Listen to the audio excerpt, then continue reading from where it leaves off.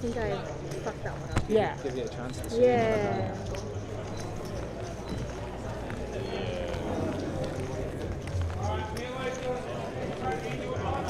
Yeah, no, pretty close. The other field is still waiting on it.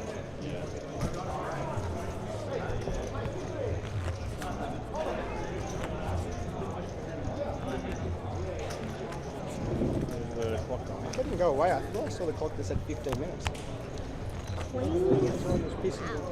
Yeah. Wait, when? Ace Jack. Oh, yeah, you had Ace Jack? Jesus. I had ace 5-0. I couldn't breathe in. I was like, All right, good luck, everyone. Yeah, Once, right. please. So welcome back. 48. This is the last 7 here in the Dracakis Players Championship at the Bella Vista Hotel in Sydney. And if you've just joined us, you've missed 2 eliminations. This has been a pretty snug table. Some unbelievable folds. And we've also folded Craig Abernathy out of here pre-break. Harvey Silver with you here, and I'm very pleased to say that we have a co-commentator in here, Shelley Pooley. Welcome to the broadcast, to the stream. We're going out to the world. Thank you so much. Very happy to be here and excited to watch some gangster poker because this FT is stacked. 1.2 roughly. This is a very crafty and I was saying before the break that if you're a novice, this would be just about the best place to learn to watch this final table and see how these guys and girls Don't tell him, Ling. play. Tell him when we're in the Unfortunately, hand. we lost one of our girls just before the break, Or just tell him I cover you. and You gotta intimidate, Ling. I hate to differentiate between Go for the kill, Ling. male and female players, but I do have to say, Shelley, you are one of our premier female players, and justly rewarded with an Australian Poker Tour ambassadorship. You must be very pleased and very proud of that. Definitely, yeah. Absolutely over the moon, and just feel very privileged to be able to just have this opportunity and be able to represent some incredible women across Australia. I think you're representing some incredible poker players as well across Australia. Even I want I to was know now. also saying when Craig was in, I think the proportion of female winners of Australian Poker Tour events to female players is quite extraordinary. You girls have had so much success, and now it's time to turn it into success in some of these really big events too. Yeah, I mean, I would absolutely love to see Ling take this down, and awesome to see Phoebe get the FT as well. So, just amazing. Amazing to see. And yeah, I'm very excited to see what the main event has in store as well. And that has that is looking to be an absolute monster this week. So there was 82 entries huge, in last night's flight. So that means the prize pool is already at $118,300 with 5 flights left. Yeah, it's crazy. So we've just come off Melbourne, $575,000 prize pool in Melbourne for the main event. That was the biggest main event prize pool ever. We're going to challenge that here. Yeah. It feels like it. So looking forward to that. That'll be streamed on Sunday and finishing on Monday. So make sure that you stick with us on the stream. But a little about you. You're obviously, probably would tell from the accent, from the UK originally, but you've been out, you're an Aussie now, you've been out here for what, 10, 11 years? I'm an adopted Aussie, and I will be an adopted Aussie this Saturday for State of Origin. So sticking with the adopted Aussie status. And yeah, I've been in nearly 11 years. A lot of people say that they can't even tell that I'm British anymore. We just figured out that Shelley used to play in a game down at a bar in St Kilda that I used to play at many moons ago, many moons ago. A bar that I've also spent a couple of terrible Wednesday nights in with their $5 vodkas. 29th apartment, yeah. 29th apartment. Don't worry about it. Loosely call that vodka, that stuff. We've got a hand brewing here. Very spicy 3-bet. So it's a from 3-bet Nolan. here from Nolan. Jim's got the ace-king. Yeah, I'm really excited to see how he decides to do this, how he decides to navigate this. So he just opts for a call. Yeah, nice. 8 fold. Keep it small ball for now. Seek 2 fold. Definitely had options open there. Call, raise, jam. Heads up. Let's go to a flop. Hello. Hello, sailor.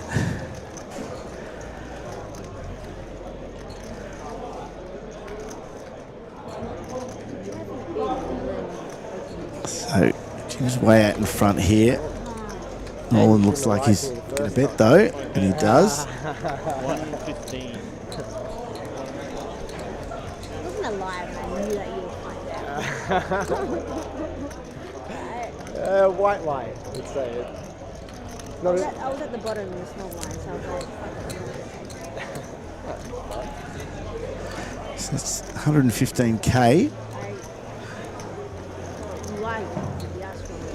Of course, it's going to be. I think there was a jam, was it? Fold there. No messing about here. Nolan. And all those lovely chips head over to Jim. 730k worth of chips. You know, Coach, Jim has been yeah. absolutely killing it now. I know that You don't have he's aces, been but getting some nice. coaching from Jared Thatcher. And he even said himself, you know, since he started getting that coaching and, you know, tweaked his own game, the results just started flooding in. And I've been on a table with him a couple of times this week, and it's been really hard to navigate against him. You know, he's been putting me in the blender. You can see he's putting people to the test, and he's not afraid. You know, there's absolutely no fear, and his game has come a long way. That's awesome to see. And you know, there's such a mixture of players on this table. Who've, you know, you've got players that have been playing all the way up to You have to get used 20 to years. it if you're going to travel to Europe. Then we've got people that have been playing 4 or 5 years. Even poker or? We had someone last night who won the PLO playing his first ever tournament. That was just crazy. He's won 30k first ever tournament. Must be nice. Must be nice. You know, I feel like there's something in that, you know, when you're playing for the first time, you tend to not sort of overthink these spots. There's like a sweet spot, right? Of course, it's really good to have all of that experience, but when you just come in not 100% knowing what you're doing, I mean, you're going to be very hard to read because you yourself might not even know if you're Well, that's more what it is, I reckon. What am I actually? Are 2 aces good? I'm not. He's clearly played a lot of PLO, but you know, first time in a tournament style situation. Oh, it was just his first time live. First time live. Yeah, Yeah. okay, gotcha. I thought you meant just first playing. Well, I was reading that it was first time, so I'm assuming that it's first time live. But Lewis picks up the ace king here. Nice starting hand under the gun. I was on the gun. So big blind, he was under the gun. He min raised 160. Flat. Full raise 160. I think for ages, but I haven't got a card. I haven't got a hand in. Now 5 all in. Jam. And Nolan's pushed all in with the ace queen. All right, this is big. Oof. He had ace. Might be getting away from this. He doesn't want to get away from this. No, Lewis is going to Oh, you have it this time. Easy call. put it in. So it's Lewis at risk, but Miles in front here. The ace king versus the ace queen. We have got Jacob dealing though. Oh, okay. The silent assassin. Not so I silent. would say the dealer of death. I'm going to stay in big Spiciness. That's true, but this is, for Lewis, this is probably about as good a shape as he can be in with ace king, so... Still sat there with a spicy 34%, you know, not the worst. Good luck to Lewis. At risk. I'm giving you a favor. I want you to do well. Here's the flop. 7-6-4. Pretty safe. 2 hearts. The backdoor heart's working for Nolan. Yeah. And it's a blank 2, so it's just one of the 3 queens left in the deck. Oh no! Oh, can you believe it? I'd like 1.5. Oh, poor Lewis.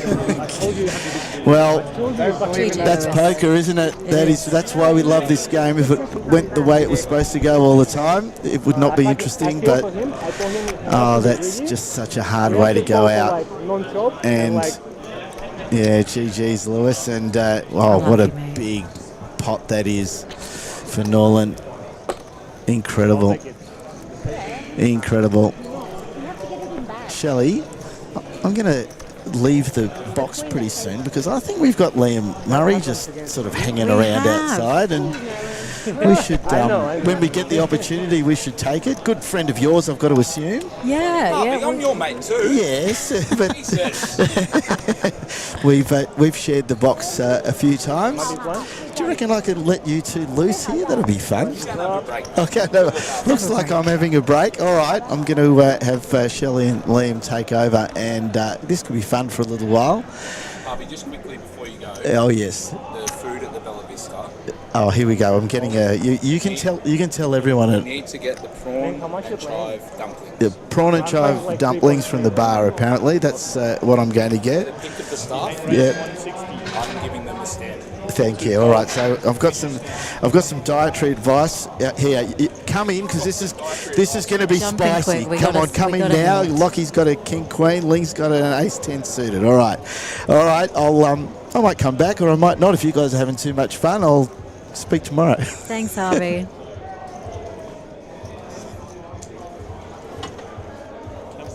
All right.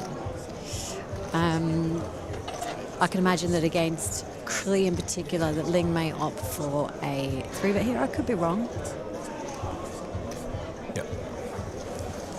But we know that Crilly likes to open wide. Crilly is a maniac when he has a chip stack. So he's going to take advantage of, he's opening from position, so his wide range is going to be a bit wider than it would be. Yeah, love this from Ling. But Crilly is also going to recognise that Ling knows what she's doing. Mm-hmm. For her to take this line, she's taking a stand, right? Crilly has an incredible hand, but a lot of the range of hands that she's going to 3-bet from the small blind are probably going to have him facing a flop where he might have reverse implied odds as well. So he's got to be really careful here. Guys, she won't tell you, but Shelley's just opened a bottle of water and spilt it all over herself. She was looking at me as if, Liam, please don't say anything. Don't say anything. And, obviously I have to. Why did I buy you? Shelley, if you were going to 3-bet from the small blind with ace-10 of clubs against a competent reg, if you were to write the story, what kind of flop would you want? I'd probably go ace-high flop 2 clubs.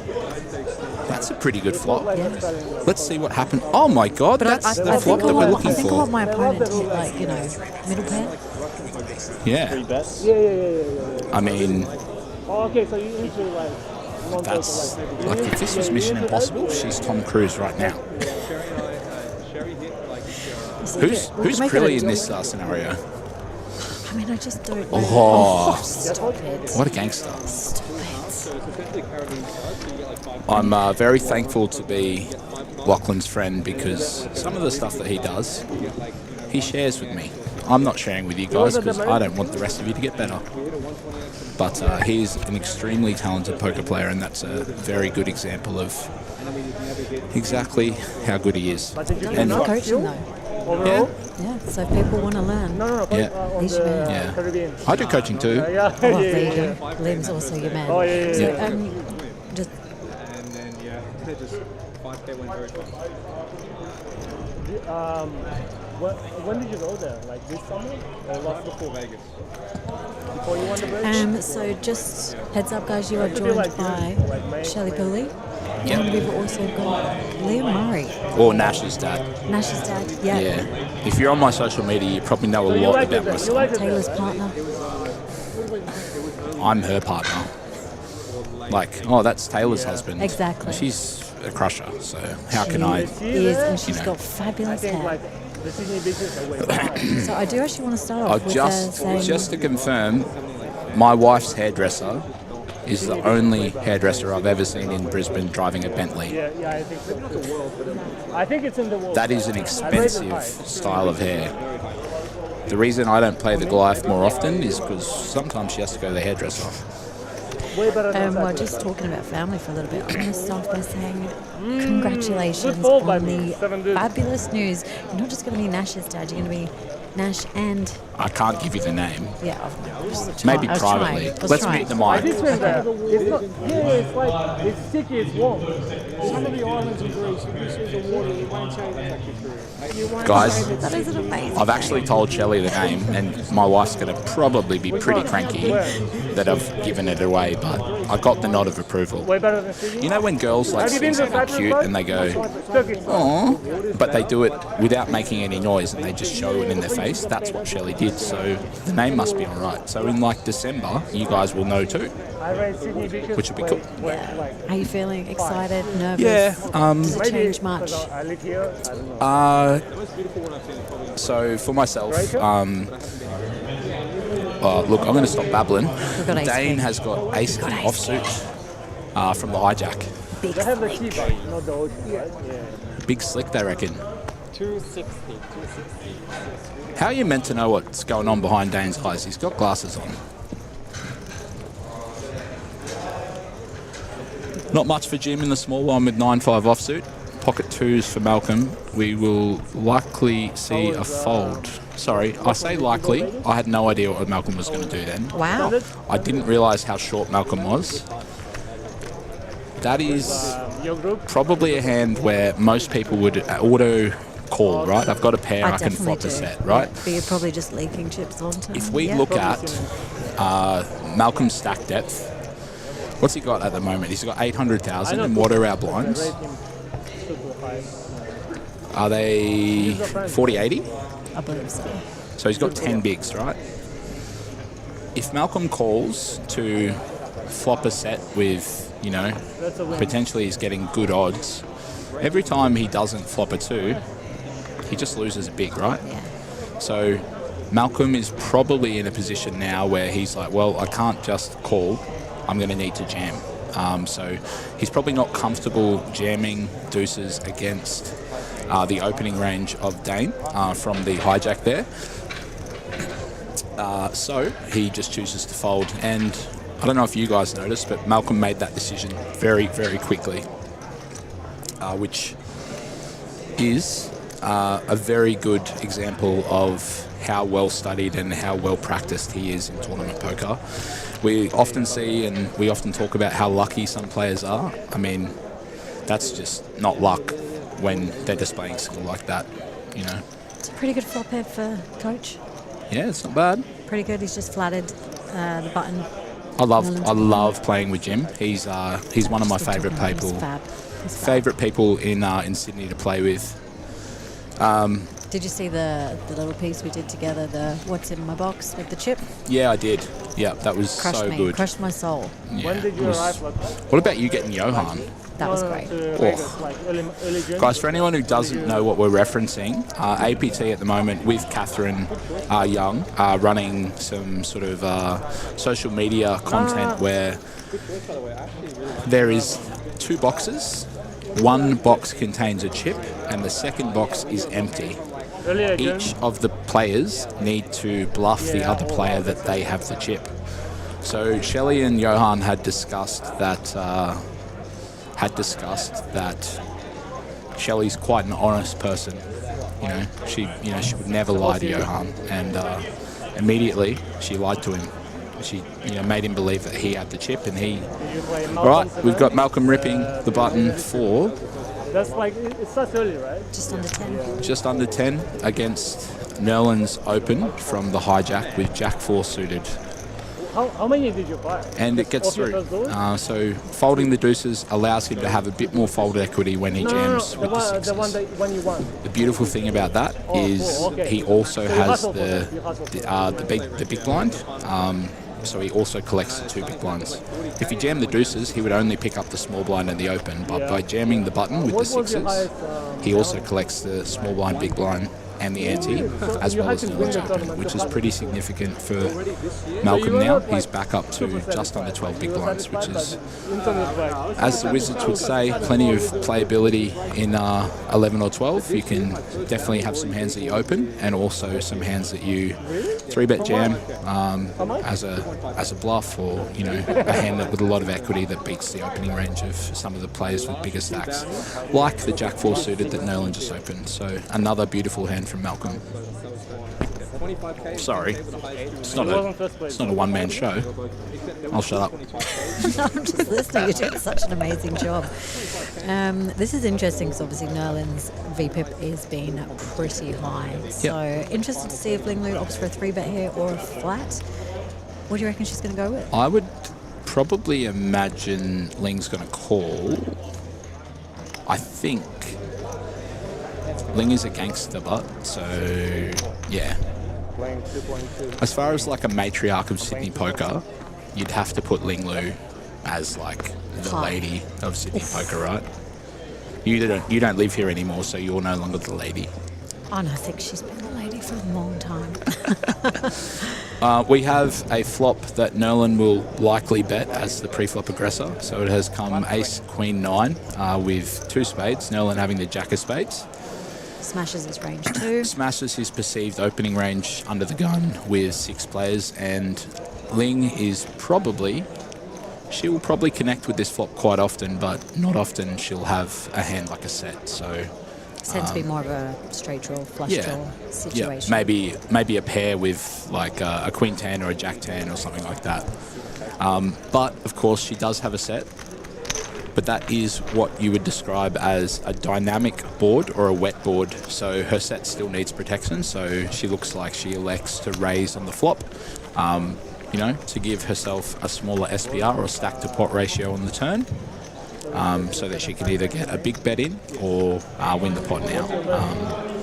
What I'd actually love to know, and I'd love to know this from our viewers as well, and for anyone who's just joining us, you are joined by Shelley and Ling.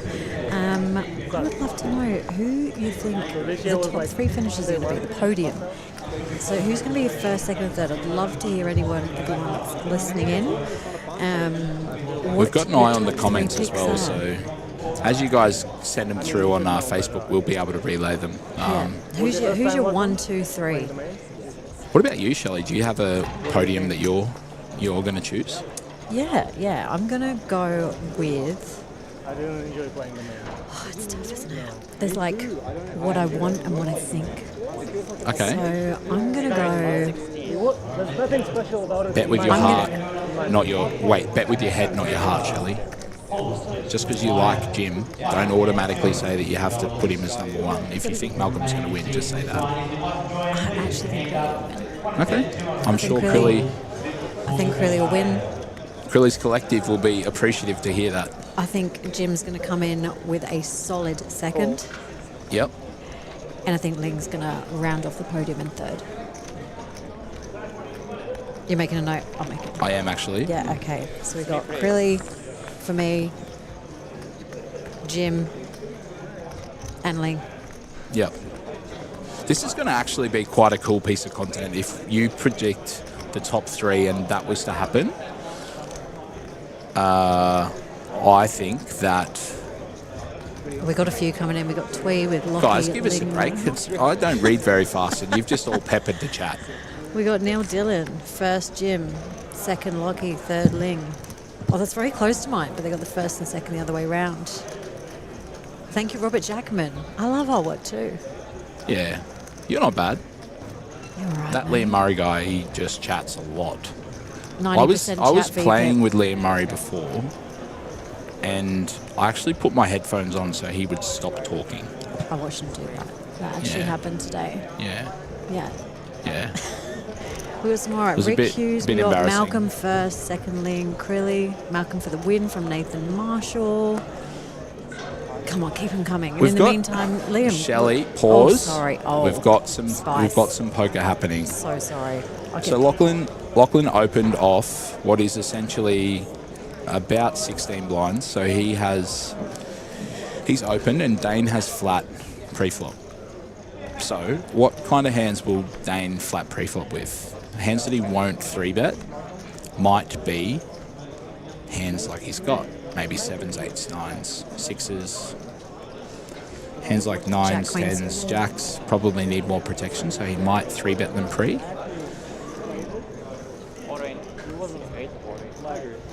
He just knows, doesn't he? Yeah. He just knows. Yeah. And this is...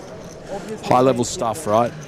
Crilly, I would like to think that through my fortune of being mates with Lachlan that I understand Now, let's say... quite a bit of how he approaches the game. Let's say you're in Dane's shoes. Yep. What range are you putting Lachlan on here? Like, what hands do you think he's going to be jamming here? So we've got a lot of, like... I mean, he's going to have... clubs, ace-x clubs. He's going to have all of his best hands, and he's going to have hands that have a strong club in them. So he knows that... Sorry, he doesn't want a strong club. Where do we think his bluffs are coming from? Hands like Queen Jack With a club or without? without a Yeah. club. Maybe I got wrong. I don't want to get too much in the weeds because it's a bit Nice boring. fold. Fantastic fold. Yeah, some high level stuff happening from everyone here at the moment. Lachlan, If you don't have a club, tell me like. it's more likely that the other player is betting with clubs. So Because we're gonna see it in 30 minutes. Do you agree with that? I don't see it. Yeah. I don't yeah. check the stream. So if you don't have I guess a this club is in your why. hand, Yeah. it gives the other player Oh, it's 6s. the more statistical probability that they may have more clubs in their I have hand. 8s, snap. It's interesting we had someone in the chat who said could there's have, never doing like, it with 4s or 5s. What do you reckon? No. Yeah. I mean, what do we want Lachlan to have?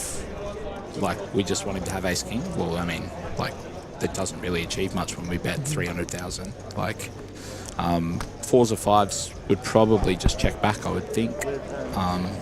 Because you know, Lachlan's going to check all of his 7s, 8s, 9s as well. So So we've got Malcolm finding the open off of under 15 bigs over 10. So we if start we with like dial it 14. back maybe like 5 minutes ago when Malcolm won the pot off Nolan,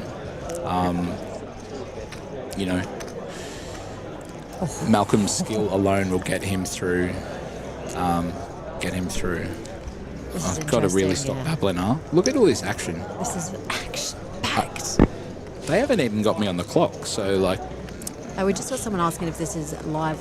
There is a 30-minute delay. Definitely couldn't do it live. But yeah, there is a 30-minute delay. I'm really excited to see what Ling opts to do here. Assume she's going to come in with a 4-bet. And we do see a 4-bet to 800k. This puts Dane in a very difficult situation. It's not really a hand that you can flat. On the 2 level? You might raise. why would you think that his hand is not a hand you can flat? The night before. I know why you've said it, but I want to sort of ask you to explain that a little bit more. Yeah, sure. So let's say we go to sort of a 9-high flop. Yep. We still don't really know where we are. I would probably even go a little bit further and say that a hand like Jack's will need quite a bit of protection. Yeah, and if we look at what Ling's 4-bet range is going to be in this particular ICM setup, Yeah. she's not going to be doing it with 10s. Yeah, I would think that she would, you know, I mean, would she call with 10s? Maybe. Would she fold pocket 9s? She's probably pretty close. Yeah, I mean, seeing some of the folds that have been made, I would assume so. Would 10s, yeah, I think she- she would opt for a flat. Would she 4-bet ace king suited? Would she 4-bet ace queen suited? Would she 4-bet aces, kings, think Oh, he has Queens. opted for a flat. Okay. Okay. To a flop we go. Now, by the way, I'm not saying by any means that this is the correct play. No, not at all. I think that's Purely just super sharing my personal Yeah. opinion on what I do in this spot. super important for Sally and I had a chat about this before. Is that we don't want to get in the weeds because we're not the players who are dialed into the solver to the point, right? Not at all. But you guys are listening to us talk about poker, so why would we not want to Yeah. talk about our thoughts, right? Intimidated some females. And Right. just yeah. Dane's got a bust to catch, and he wants to make sure Lynn is in a world of hurt. The ace should save her. Yeah. But it's interesting. I wonder what That's the ace thing, like, X they he don't know flats about here and then jams because Obviously, I think you have to assume that he's going to be jamming very uncommon. ace king pre. He's a quiet guy. He's very Ace queen would likely be folding. even like if Malcolm does it, I would be surprised too. Kings would be I don't think likely he'll do it. jamming, not flatting. I could be wrong. Still needs quite a bit of protection. I mean, how often does an ace come This right? is a really interesting one to unpack if we actually look at what he has here. Yeah. This Shouldn't is- have tens. This is not the way I would have chosen to play this flop set, but I can understand why Dane has taken that line. Given the pre-flop 4-bet from Ling, it's a very important stack, very important pot for him to win. If she happens to have flopped the flush, Shy about, will she? What kind of hand would she 4-bet that's flopped the flush? King Queen suited. That's probably the I'd imagine only. her full betting that. Then she can't have a flush, can she? No. So It's his. she can have Ace King offsuit with the King of Spades as like a 4-bet, which would be a very difficult hand to get her to fold, I would think. So by going all in, you're putting all the pressure on Lynn. Just trying to think of what. Like, I mean, it could be like ace queen, queen of spades, but is ace queen going to flat 4-bet? all the sides. Probably not. I don't think. It's. See, if another way to play this hand would potentially, if Dane checks and Ling chooses to bet, I mean, he can probably jam then. Up for a check jam, yeah. Check jam is like a pretty nice hand. I mean, I still don't hate this. It really does put Ling in a world of pain because it is so hard to put him I don't know why. And On hand that's here. what Ling is going through now. Yeah. Do we have table volume? Yeah, Let's have a listen to Ling, and we'll stop talking for a bit. I screwed up so badly pre. Oh my god. How do you know you screwed up? If I screwed up pre, then I just have to just let it go. You can see in 30 minutes.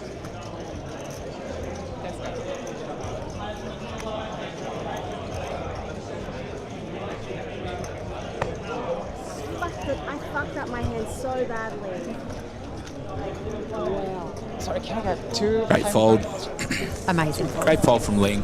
Probably not a lot she can really do, but when you're confused about a situation like she was, Have you usually got it? I mean, A lot of the time. I would like to say that I'm a bit of a. I say it with my mates all the time. You find me someone who's bluffing in that spot, and I'll eat my hat. I would just love to know what other hands that he does play with. I don't know if he has any. It feels I'm struggling to find a hand outside of jacks Yeah. that flats that spot and then jams that flop. Love to hear in the chat if anyone thinks otherwise. I obviously put you on a higher pair. I did, but Yeah, I wow, wanted to see some it flop. awesome poker on this table. And talking of awesome poker, Yep. this Saturday we have got Nolan, State you're of talking. Origin. I don't want to talk about I it. wasn't following. Well, we're going to Actually, talk about it. I don't know if I Can said you that. talk about it? Sure, I sure can. If Michelle wasn't involved Put me These off. guys are too as good. like You an have to talk icon to them non-poker. of That Queensland really put poker, me off, and I just That just feels like a bit of a scam to me. He's too good. yeah, but like, who might be an icon that, like, is from Queensland and has been around a long time? You're referring to Liam Murray? Nah, I can't fold.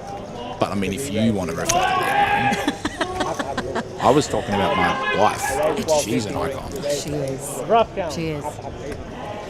I mean, yeah. I mean, Oh, here we go. Here we go. Malcolm finds it when he needs it. That is his nickname, by the way. Actually, Thatcher I this week think, did say he is the chosen one. I kind of want to win. I this actually one. think that I was talking to Sherry, Malcolm's partner, and that's what she's got him saved as. The luckiest man in the world. Really? I don't know if it's related to poker or the fact that he's with her, but you could take it either way. Well, let's see, because Nolan did 3 out of Lewis 4. So we will The see. story of Lewis Murray's life. I love my brother, but he's the only man that's unlucky for me. 9-10. Give me 9-10 4. Ace King O for Malcolm, King I Queen O like for the Nolan. 3.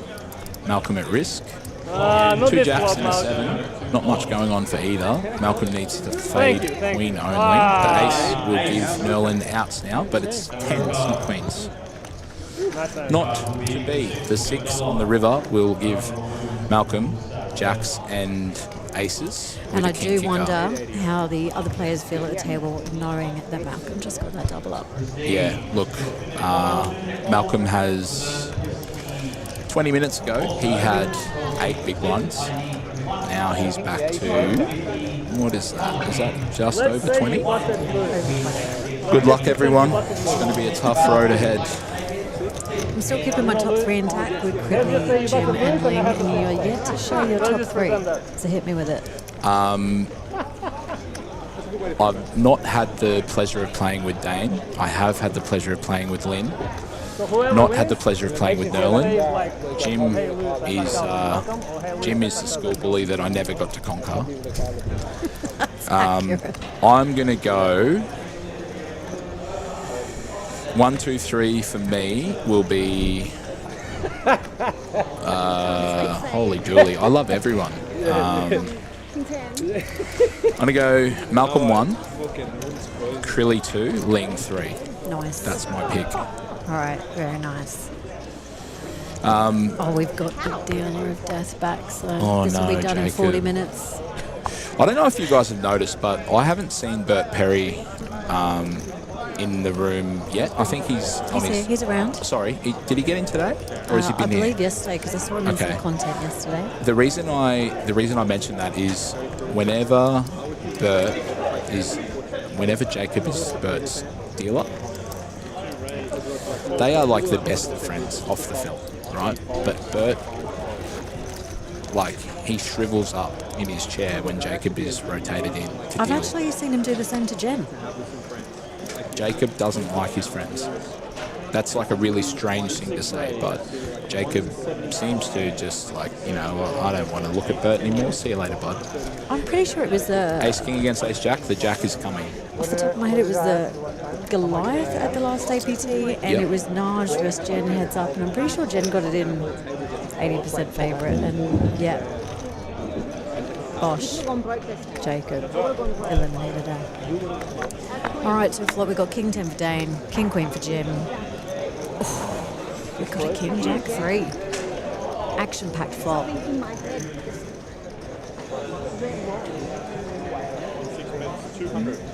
We're probably going to find a... Yeah, back here.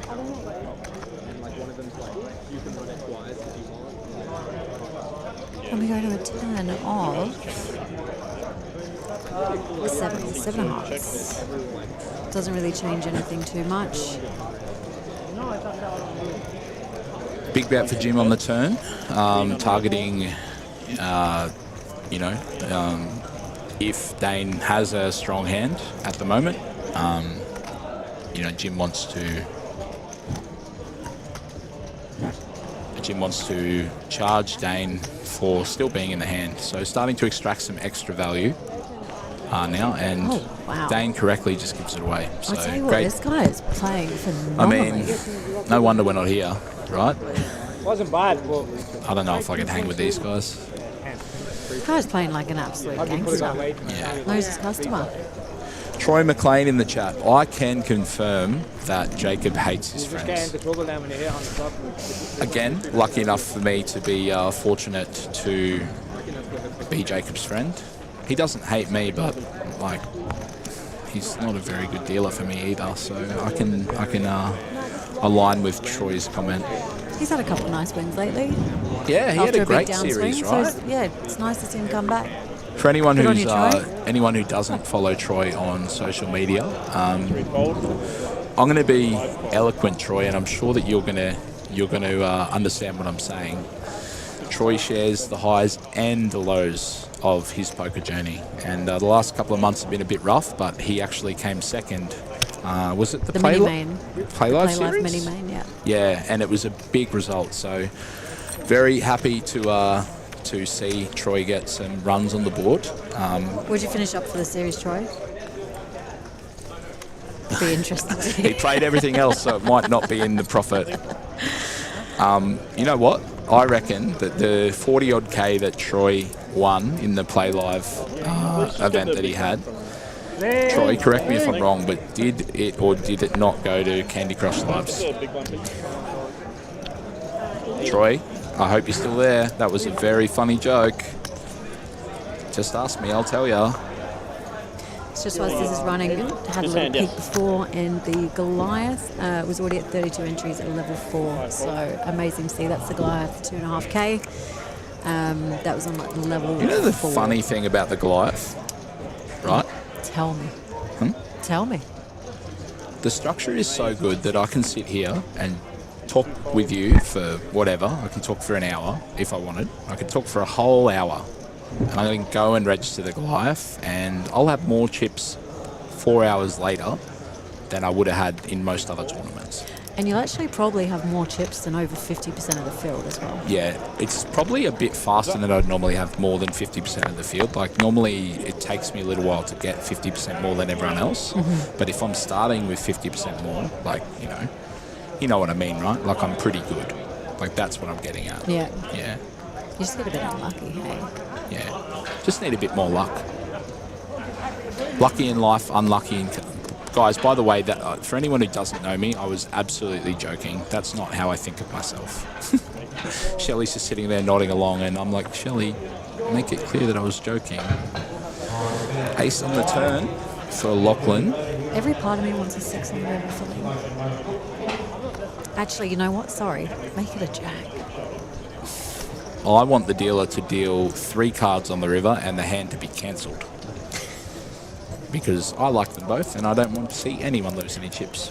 If they could do an ICM deal right now and we could just interview everyone, that'd be more fun. Oh, wouldn't that be lovely? No, So I'm here nice. for the carnage. Sorry. I'm here for the carnage. I'd like to see the most action-packed river, which would be an offset jack.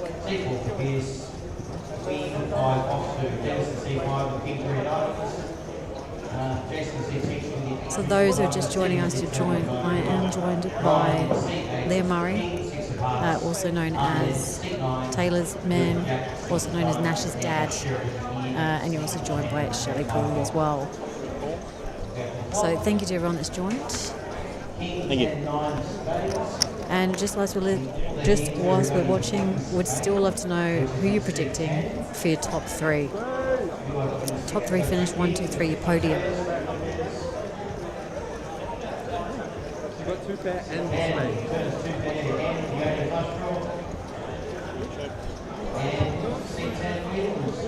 Imagine clearly we'll be going for value here. No way to play me.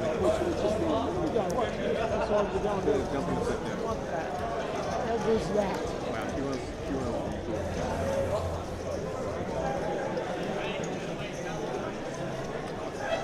Though Ling would definitely be the one to have a straight here. Some interesting 2 pairs.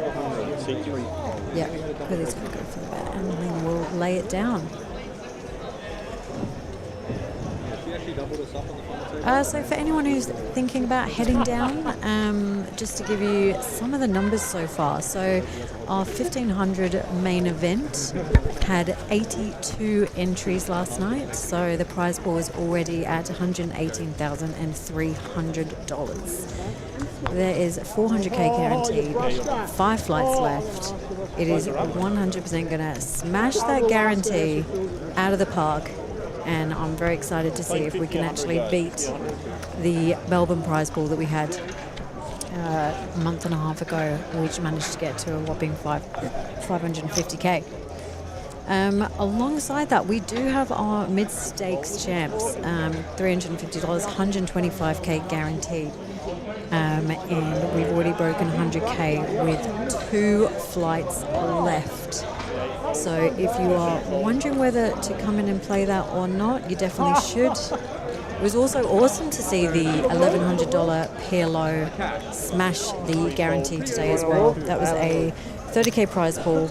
30k guarantee. 30k guarantee, sorry. 42.5k prize pool ended up that in the end. What's the PLO buy-in is for that alive one? and well, 1,100. So 30 entries, like 30 entries was it needed to hit guarantee. Correct. You know what's really cool about that, right, is that sometimes when the guarantee is set, like, it's a bit of a fake guarantee. Like, you know, if I'm going to set a tournament and I know that 15 players are going to come, but I guarantee that 15 players are going to have, you know, like, it's really cool that APT went, you know what, I'm confident that we're going to have the support for the tournament to guarantee 30 entries. It's a hard thing to do to reach guarantees because, look, to be honest, not everyone lives in this part of Sydney, or not everyone can be here, or, you know, like, we're yet to see the likes of Naj, we're yet to see the likes of Linsky, all of those guys who you would normally expect in these larger tournaments. You know, APT has been working... We have got an all-in, sorry to interrupt No, you. all good. We've got an all-in, and that is going to get through, unless Jim fancies the misreads Doyle. his hand and just flicks it in with the 10 deuce. So, sorry, coming back to what I was saying, APT is, you know, APT is working really hard to build what is happening at the moment, and I'm fortunate enough to play a lot of poker within Australia, and APT went through a period where things were a little bit confusing for the community and they weren't exactly sure of the direction that was happening, but everything that APT are doing at the moment, you know, publicly, I just want to say, please keep doing it. You know, please keep developing the series to be what it is, because, like, you know, it gives everyone the chance to, you know, gives people from all corners of Australia the chance to play buy-in, play buy-ins that, you know, not every other league, you know, provides. So, you know, I hope that APT can continue to grow the success that they're experiencing, and yeah. Yeah, fantastic. Yeah, interesting that we've got a opt to limp. Unless I read that wrong.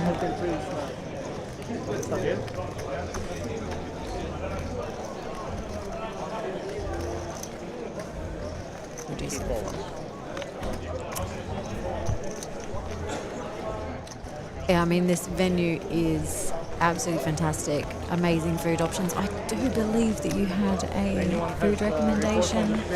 Yeah, so I am a part of the Tiny Tummy Gang. I don't know if anyone's heard of that, but making the correct food choice for me is more important. So I grabbed some dumplings from the bar. I asked the bar staff, what do you guys recommend? And I said, oh, what about like the prawn and dumpling spring rolls? And he said, oh man, get the dumplings, they're so much better. And they were unreal, so I would recommend them.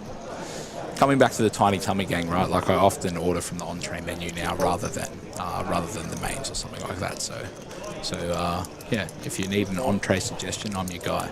And what are your thoughts on the venue? Beautiful. It's really cool. What do you like about it? Everything in the venue itself feels like really clean, like really crisp. You know what I mean, right? Like, if sometimes you walk into a big pub and like there's a corner of the pub that's a bit dingy, or, you know, there's a corner of like the function room that looks like it's, you know, they had a 21st there on Friday night and they didn't really clean the carpet or something like that. You know, so everything here at Bella Vista I think is beautiful. Plenty of parking. The partnership that they've got with the Quest, which is the accommodation partner that APT have developed. I stayed there last night. Unreal. For anyone who has me on social media, I'm often very quick to assess the curtains in my room when I'm staying. Right? I'm a bit of I like a cave when I'm sleeping. Oh, yeah. The Quest... You like a blind and curtains. Yeah. Yeah.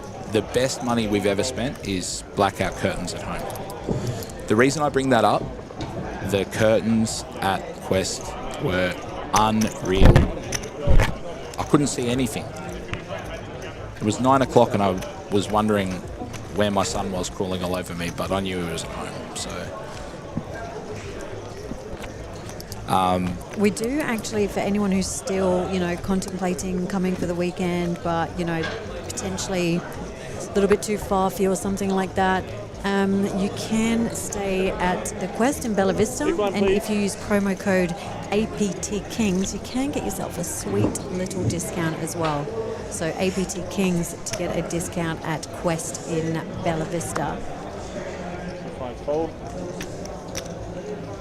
Now, we were talking about State of Origin a little bit. I'd love to go back to talking about that.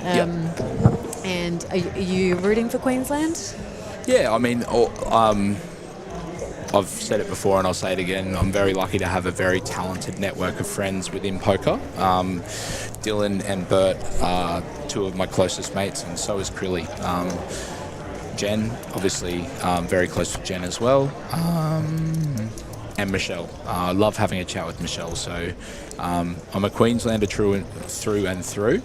And if we were to park that for a moment and have a look at, because everyone picks the team that they're, the state that they're from. New South Wales is insane. Yeah, okay. It's Like, a powerful team. I mean, we had two of the New South Wales team on this FT. One of them's still there. So we did have Phoebe. The other thing that, it's for the younger crowd, right? So, sorry.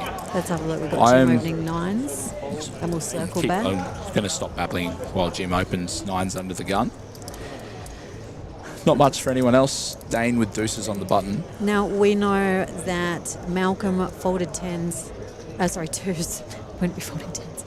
Folded 2s in the big off of 10, which we were talking about. So it's going to be interesting if Dane does the same on the button. Yes, he does. 3 fold. 5 calls. Heads up. And Nolan will be defended. Nice, easy defend with the Queen 9-0. I say easy defend, actually. He is looking at 10 bigs himself and gets a Yahtzee flop with the Queen 5-5. Yeah. So, I imagine that Nolan is defending a hand like Queen 9-0, knowing that Jim has a tight range under the gun, but if Nolan flops a pair, he's going to go with it because he has... Are the graphics right? Are they... I think he might have a bit more than 10. 100? Oh, no, it's pretty close. Yeah.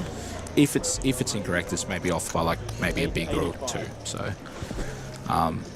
Now, would you mind telling the viewers why there's more reason to be flooding a hand like Queen 9-0 in the big blind versus a hand like 2s? So, when you connect with a hand like Queen 9-0, for example, you're going to get a flop of Jack 10-3, for example, right? Mm-hmm. And they fire a C-bet of 1 or 2 big blinds, whatever it is, right? You can continue with that hand. But a hand like deuces, where you defend a blind against an open from under the gun, and it comes King, Queen, 9, right? And they C-bet. They just make a small bet on the flop after being the pre-flop raiser. You're in a world of hurt, right? He probably doesn't even have anything, but I can't call. He's opted for the call. Opted for the call, yeah. What other hands other than Queen 9 on this particular board texture do you think Nolan would be ripping it in with? Let's say if he had a 5, he would do it because why would he go all in with a 5, right? He wants to get the maximum value before the turn gets superior for whatever hand Jim has. If Nolan had a flush draw, for example, he might also do it. Yeah. He might choose to flat a hand like King 7 of clubs, for example. And he might go with it on this flop, knowing he has 1 over the Queen, as well as his flush draw. Yeah, I mean, unfortunately for Jim, this is not the hand he wants to see, especially as Nolan has one of the 9s in his hand. So we are drawing to 1 out. Be a pretty tough way to go for Jim there. Very mean. Coach, you're very mean. 9 ball. We are going to see the double up from Nolan. Again, another player you don't want to be seeing getting that double up. I've been saying that you don't want to see any of these players get a double up. They're all Can we absolute can we before I distract you with something else, can we come back to the State of Origin? Yeah. So, I have been playing poker since I was 18, which is almost 20 years. I'm now 36, right? The South Australian team, right? Stop. The South Australian Unreal. team 15 years ago, they were destroying the poker world. Like, not just winning. They were hand over fist, money in the bank.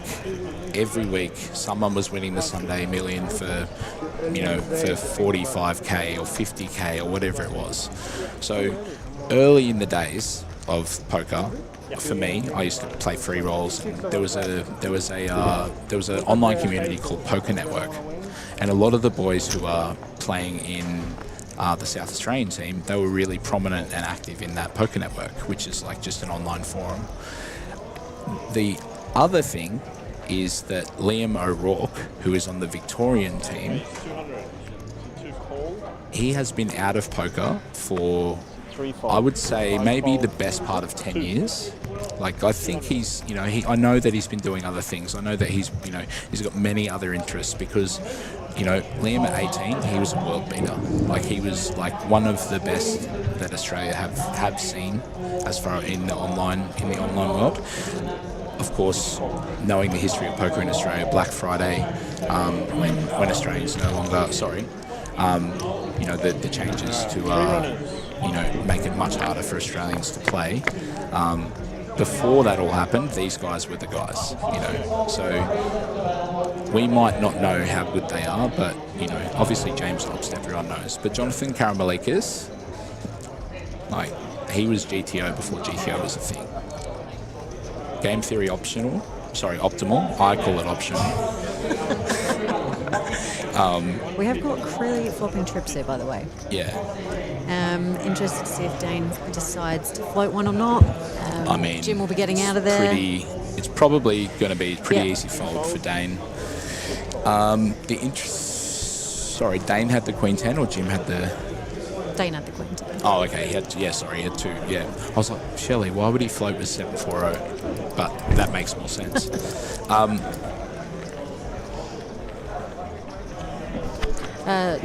Karamelikis. Yeah. Getting back to Jono.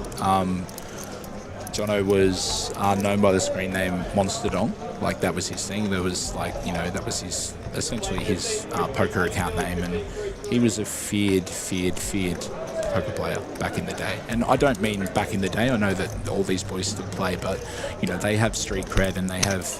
You don't have to check your hand. You don't have to check their Hendon mob to know that they're gangster. And a lot of our community now, the guys that are playing, the 1Ks or the 1600s or the 2.5Ks may not be as familiar. I'm going to stop you again right there. Sorry, but we it's like they know I've babbled too long and they need to give me a break to get some water. We've got Dane opening with the 10s and we got Ling with the Ace King. Ling playing off of 21 bigs. Yeah. Three's all in. And as far as jamming, yeah, fair. Ling has 21 big blinds, and it's Into one the of those blender hands he goes. She wants to see all 5, right? She doesn't want to 3-bet and then Dane just jams the flop of 7-8 deuce when she could turn a king. If Dane's got a hand to call, she's gonna put him to the test right now.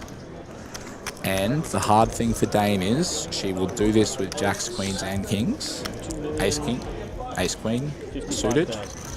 And he's going to have to try and figure out if she has a big pair or she has one of the hands that he's flipping with. Tough one for him. Do we think that she does it with 9s? Or do we think she just flats 9s? She could choose to jam 9s because then if she jams a hand like 9s, Dane has to be at the top of his range in order to call. So if he's opening the middle portion of his range, then she's going to get it through and win the pot uncontested. It does look like Dane is very low on time banks. I think that might have actually been his second to last one, and he's got one left because he has been put in the blender a few times. I'm going to give Dane a shout out for his biceps right now, guys. Like, have a look at the flex on this fella. Like, If I had arms like that, I wouldn't be Finds a wearing fold. sleeves. No way. A tighter fold from Dane, but definitely can get behind why he did it. And I do feel like, for the most part, he's flipping or crushed. It's one of those things, right? With 6 left, you're going to have to take a stand eventually, but maybe that's not the time. Maybe you want to be the person who's putting all the pressure on by jamming the 10s And if rather we- than calling off with them. If we actually have a look at those chip stacks, when we Then you're first calling started, gas. there was a little bit more disparity, but we've very much sort of leveled Yeah. out now. Yeah. Everyone is sat with very similar stack sizes. Once we saw Malcolm double and Crilly win a couple of extra pots to really get them back in the game, it was Picking going to up be... hand after hand, What this is guy. going on? Jacob is a dangerous dealer. He is, I told you. He Yeah. came to the table 40 minutes. I don't know if you're still there, Troy, but no wonder he puts all his friends to the test. He's just dealing heaters the whole time. Let's see. Has he dealt someone kings? That is the question. Ace-3 suited for Nolan in the cutoff. Straight in the bin. Fold. Very nice. Nolan, we'll of just course. take that down. So my little hot take on State of Origin, Yep. adopted Aussies. We're here to stay. We're here Sorry. to stay. I don't mean to be as disrespectful as that came across. I just want to quickly say everyone who's involved in State of Origin is extremely talented. Oh, unreal. But some of the other teams that are flying under the radar, you know, I have seen some odds flying around, and adopted Aussies and Tasmania are bottom of the pack, which it surprised me. I mean, I'm not talking about myself. The rest of the adopted Aussies team are absolutely insane crushers. We've got Angel leading the pack, and we've definitely got one of the loudest teams with both Noel and Adrian Sportelli on the team. So Noel Jaber and Adrian Sportelli. So join the group chat today, and I can hear the group chat when I'm reading it. yeah, yeah. And side note for Tasmania, oh my goodness, sorry, coming back. Guys, we'll turn the microphone off. I get it. All right, it's boring. You tell us what you want. Like, I mean, Jacob is telling us exactly what he wants. He wants us to stop talking. He's going to get the tournament done. Watch the poker. Watch Alright. the poker, Liam. Stop talking. So we did have a lot of people in the chat saying that Malcolm was going to take it down for the win. If anyone can find a jack, it's our friend Malcolm. Hold, Ling. Hold. Yeah, look, Ling deserves a hold in a big spot. She is always part of the...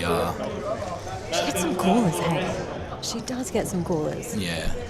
All right, I mean, here it we happens go. to everyone, but, you know, Ling, she's been around a long time, but very successful. Not much for our friend Mr. Trainer. 10-5-3, 2 clubs, 3 of hearts. Turn is a 7 of clubs. Neither... Oh, actually, Yeah, Ling Ling's got the has king of clubs. kings with the king of clubs. So we got one one out out. for Malcolm, the jack of diamonds. That is not it for our friend, unfortunately. GG Malcolm. So Daniel we will lose- Desmond joins us in the chat. We will lose Malcolm in 6th place. Unlucky for Malcolm. Unfortunately, Malcolm is... Troy said Malcolm must be friends with Jacob. Yeah. Quick little shout out to Daniel, who's just joined us in the chat. Dan was the winner of the Play Live main event. An absolute marathon at that tournament. They had some scheduling sort of issues where they received many more players in the field than they expected, which meant that the days dragged out. The final day ended up being very, very, very, very long. If you know, I'll leave it to you to form your own opinion.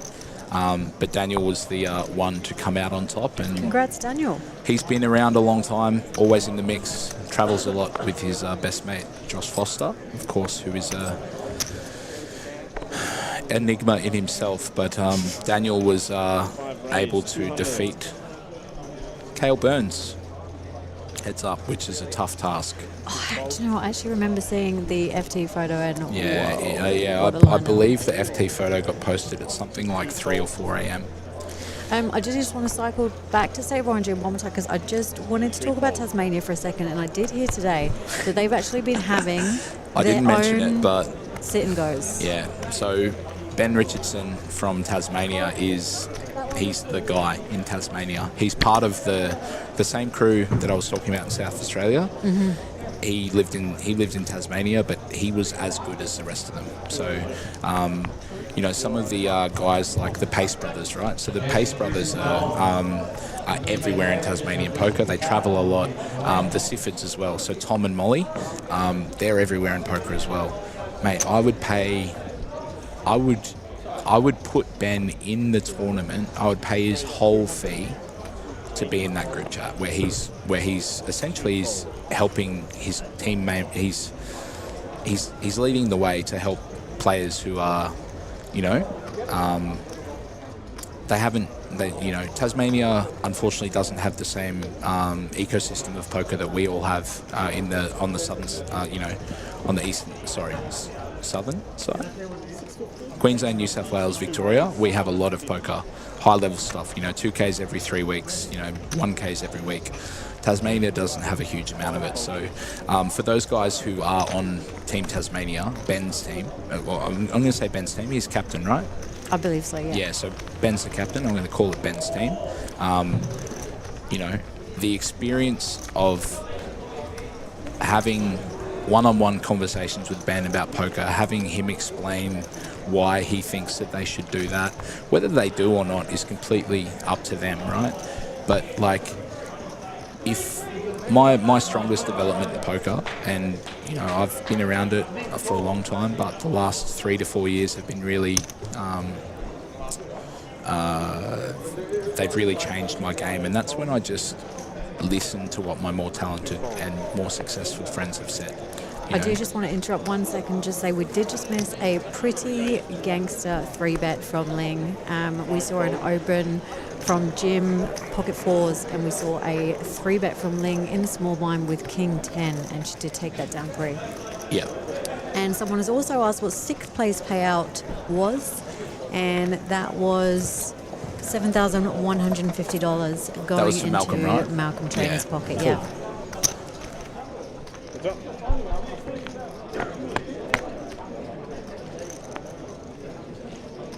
6 checks.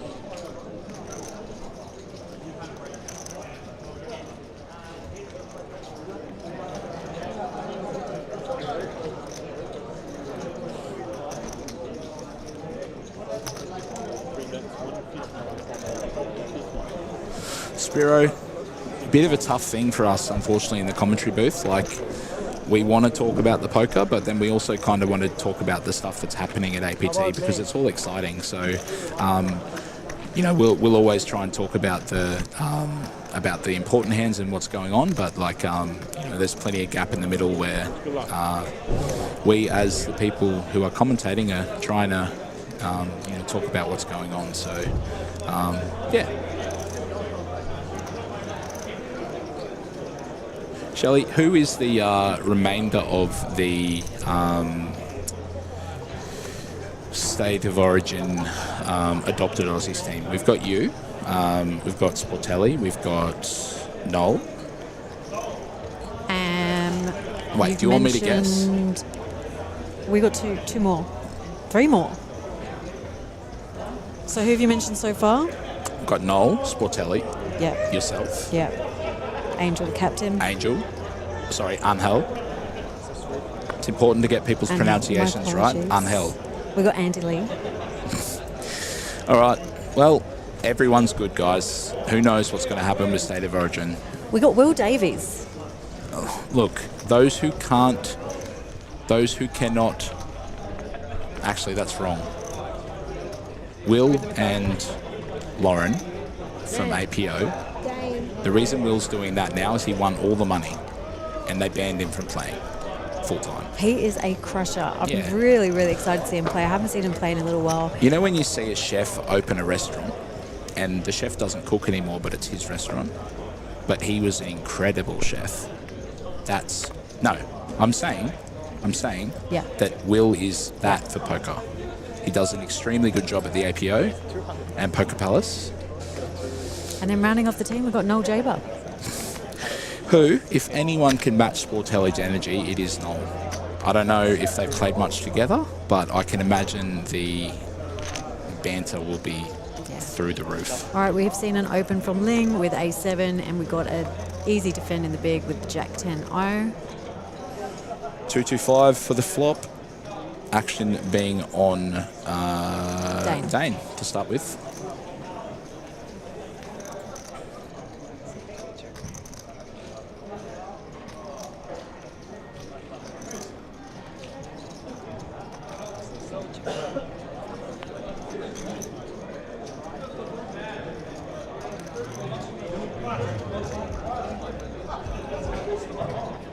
We do see a check on the flop. Ling's ace high is going to be good here a lot, and going to want to give Dane the opportunity to bluff as well.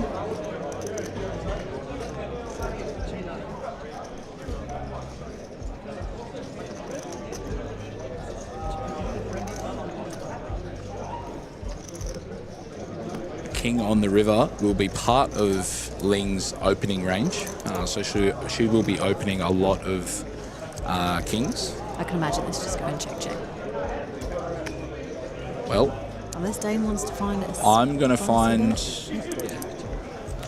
Shelley wins. I'm a whale. Not everyone's betting range. Sometimes people just check down the ace high and win the pot. Thank you. Gina, my son Nash dribbles 85% of the day. The rest of the time he's asking for a biscuit. So, like, he's worked out Bicky. So, you're right. Nash will, we'll get Nash in the booth next time. Brisbane. So we are down to 5 players in the Dracakis Players Champs. So this was a $1,650 freeze out, which we absolutely love to see. Don't see many of those in Australia. Playing for over 40k for first. Some absolute weapons left. Every single player at this table is a weapon. We have got Krilly opening with the ace-6 on the button. And I can imagine we're going to see a defend here from Ling.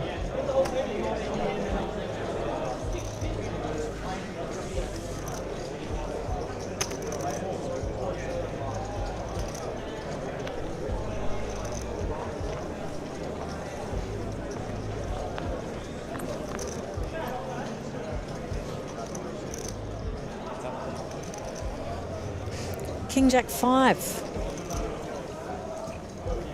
10-8 suited for Ling in the big blind. She opts for a check, and then the action is on Krilly with the ace of spades, 6 of diamonds. Neither player connecting too heavily with the flop, but Ling's hand doesn't match the flop, but plenty of hands that Krilly will open will. So you articulated yourself so well there. That was very well said. Sorry? That was very well said. As far as chip count goes, we've got about 35% of the chips in play with the Great Wall of Ling. Ling having all of her tower. chips. Sorry? What a tower, love it. Yeah, it's really cool, actually. How do you stack your chips? Are you a pyramid? Are you a tower? Are you a Sportelli who stacks the chips in, I think he does denominations of 5? Jimmy Ricard joins us in the chat. Jason Brander, we've been down the road together, my friend. 1 cent, 2 cent on PokerStars. That was us. 250.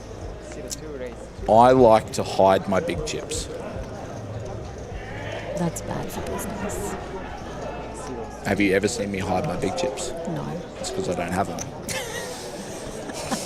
We've got Dane, who's been picking up some big hands, by the way. It's nice to see, actually. I've not played with Dane before, so...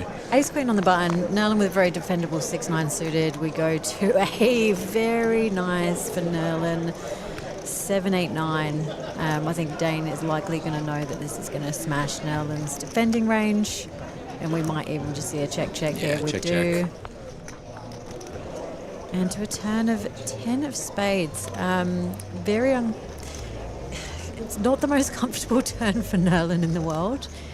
And we've got Dane now with the gut shot to the queen alongside the queen high flush draw as well. He's going to decide to fire it.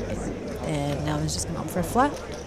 Chris, to come back to your comment, bro, I did not miss your comment. I've just been tapped on the shoulder and said, hey, you're actually talking about poker, not your kid. So, nah, that's not what they said. But they asked us to and it goes check, call the action a little bit more. So, because the easy thing to do is to waffle when there's not much going on. So we have seen a change in chip dynamics since we last mentioned. We've seen Ling take that lead, and we have seen Dane drop back a bit, Jim drop back a little bit too. Dane has been getting some really big hands, but struggling to get paid, or someone else waking up, putting him in the blender. So we did see Dane a while back open with the 10s, and Ling Lu jam for the 21 bigs with the ace-king, and Dane did opt to fold the 10s. Not a fun spot. We have got a different dealer though, so maybe we'll see a little bit less chaos. All right, let's go back to not talking about poker.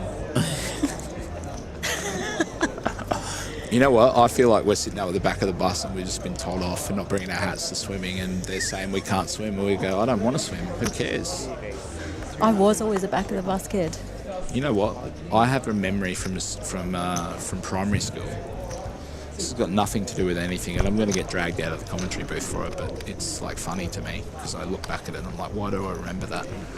We had a swimming carnival one day, and this guy who was like the naughty kid at school, he came to the swimming carnival, which was outside of the Nambour pool on the Sunshine Coast, and while wagging school, he was skateboarding. So while everyone else was walking into the swimming carnival, this guy was just like, I'm not going to the swimming carnival, I'm going skating. I have like the most distinct memory that he's the naughtiest kid I've ever known. Like, that's crazy. If my son does that, Shelley, I want you to come over and talk to him about it. You know, I'm intrigued, if we look at poker players, do we think that poker players were high achievers at school mostly? Or do we think that most poker players were mostly the naughty kids? I reckon we got a pretty big blend. I mean, if you can find me an example of Lachlan Crilly being naughty ever. Oh, look, Ryan, I spoke. Let's go.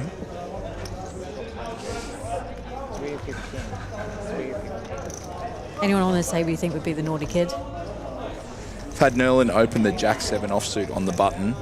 He's back above that... Well, he's back to 25 bigs, which, you know, gives him a bit more playability. Dane has... Am I misreading that? 1.3 mil. Yeah. Is Dane under the gun? And... Nah, I don't know what's going on. Oh, Dane called. Nolan opened. Dane has called. Yeah, sweet. Dane calls 7-8. Nolan opens with Jack 7-0. Dane then calls, and then we have a flop of ace 8-10, 2 hearts and a club. Dane has opted for a few limps we've seen on this FT. Yeah.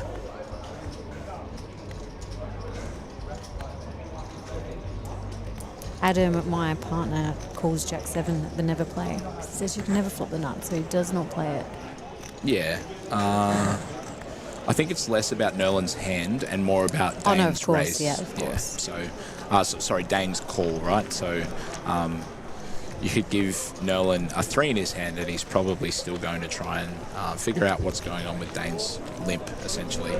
7-8 suited, beautiful hand. Little bit of hot water for Dane at the moment with 13 bigs. The next pot that he plays is very important. For example, if he was to open and get 3-bet and he has to fold, he's down to 11. If he does it again, he's down to 9. So, and if we actually think about how much money that's potentially costing him, yeah, it's probably pretty significant. Like I said, I don't really want to. I mean, it's hard. It's pretty hard not to, but. So we are playing for $41,500 up top. Very juicy. Next one out. Do we have the figures there? I think you've got them on your phone, but I probably need them too. So if you just show me so we can run through it.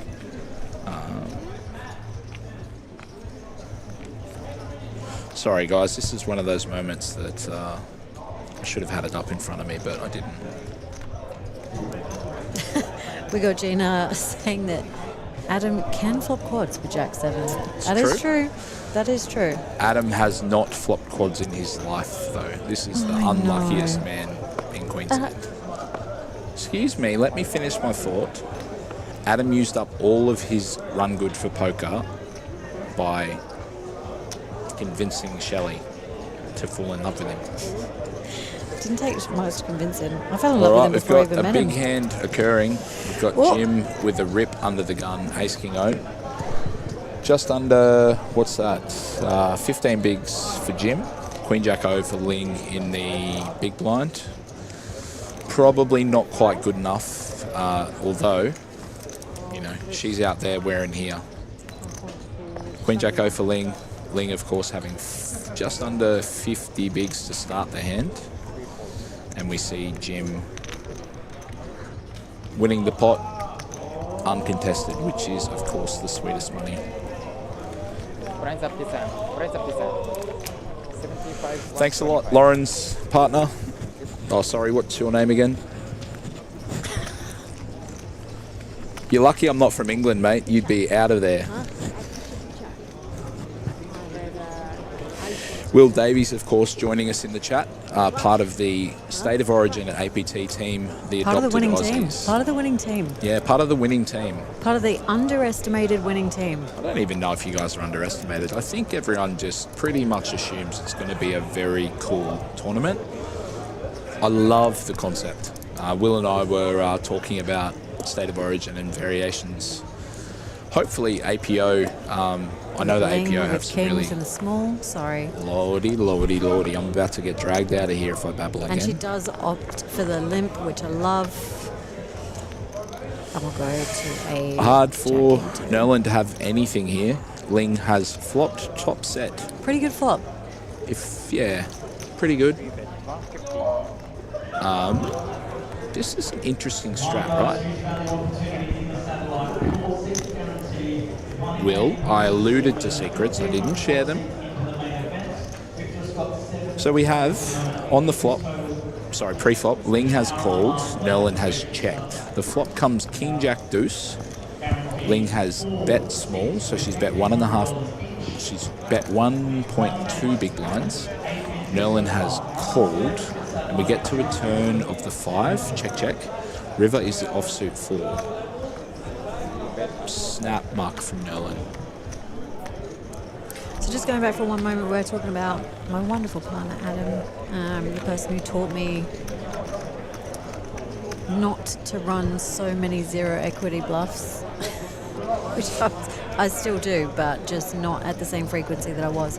But yeah, he is 100% one of the unluckiest players that I know. Yeah. Makes some of the sickest laydowns. I was actually talking with Critty this afternoon about one of the laydowns that he made with King's 4 versus Royal, just in the bin. Ridiculous. He's not bad. He will be here on Friday, so very excited for that. Some awesome tournaments on this weekend. We got the main, the mid-stakes champs, the Beast, one of my favourites. And State of Origin on Saturday, which will be streamed. And quite honestly, even if you're not in State of Origin, trust me when I say it is amazing just to be in the venue whilst it's going on. It goes off. It is loud. I mean, we've got Rob Spano in the mix, so you'll be able to hear him from down the road. Adrian Sportelli, Noel Jaber, and... yeah, it's just going to be loud, and it's just so fun there, you know, cheering on for everyone, cheering on for your team. You see a lot of slow rolling in that as well, and it's just very different because you're making decisions for a team, not just for yourself. Yeah. So we do have...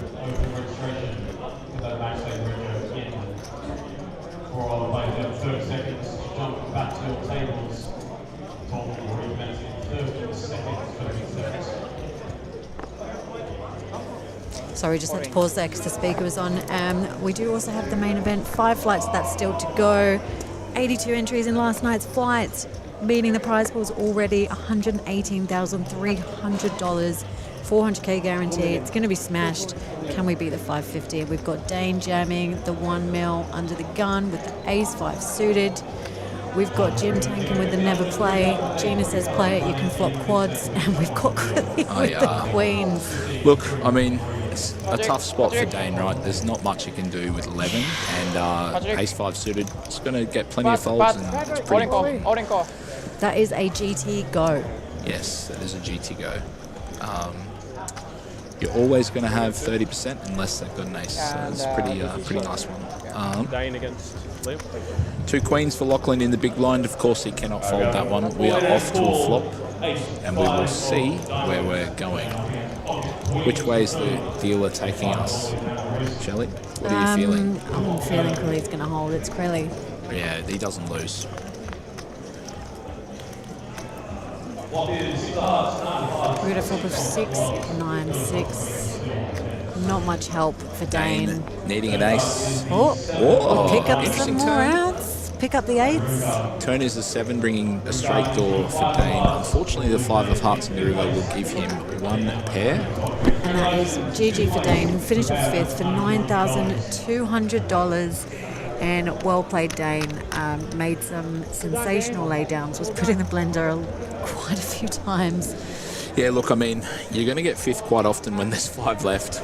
It's that sounds really sort of a bit meaningless, but it is tough to win a tournament, and sometimes you can't do much else than do what Dane did. He went out fighting. He jammed the ace 5 suited and ran into the top of Crilly's range with the queens. So well done, Dane. Extremely good result. If I said to you were getting 5th on day 1, you'd probably be pretty happy. So I'm sure it's burning for him a little bit at the moment, but I'm sure we'll see him for the rest of the week. Yeah. Jack 4-0 for Nolan under the gun. 10-4-0 for Jim on the button. We have got 10-0 for Lachlan in the small blind. Dane Pimble saying great run, Dane. Dane rooting for Dane. Yeah, I mean, if they're playing a hand together, is it Dane on Dane violence? 100%. No, it'd have to be, right? It couldn't be anything else. So we have seen Crilly call the King 10, and it is now on Ling in the big blind with ace deuce suited.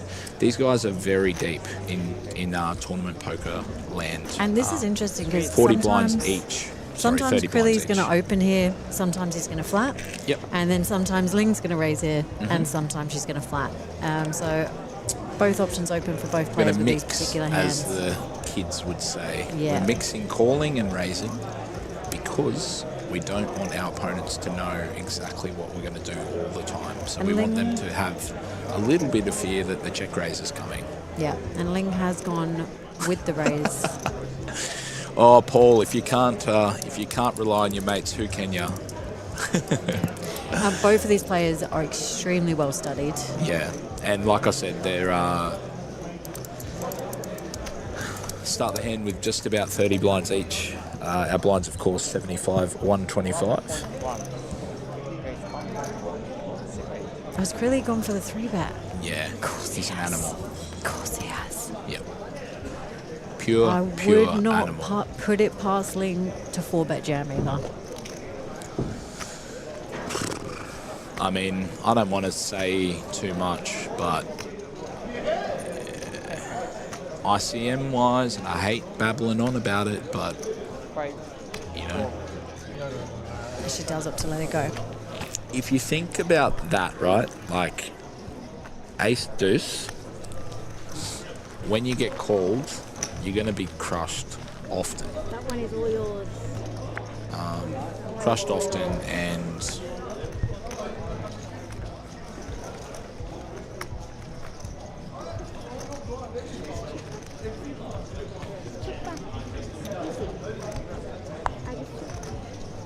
Probably have the best hand as well.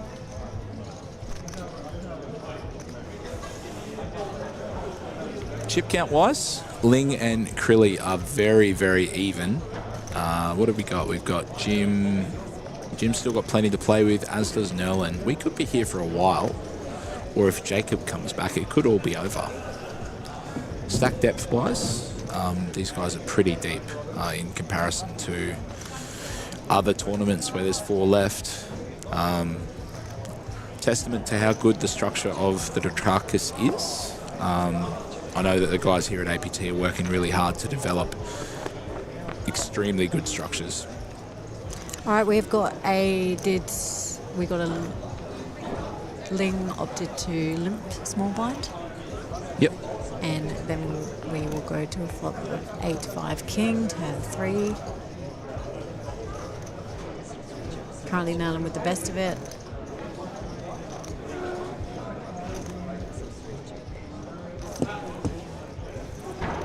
So we are now down to our final 4, so thank you everyone who is listening. You've got myself, Shelley, and I'm joined by Liam Murray. Let us know, who do you think is going to win? Who's going to take it down? So we've got Ling, Nolan, Jim, and Krilly. We've got Gina looking for Lockwin.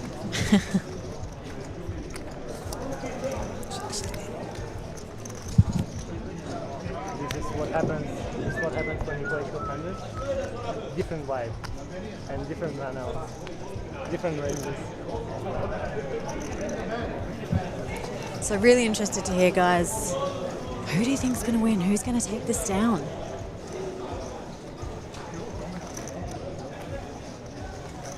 We've just got monster after monster on this stream. Jacob isn't even dealing right now, so we got Ling with the jacks, opening on the button.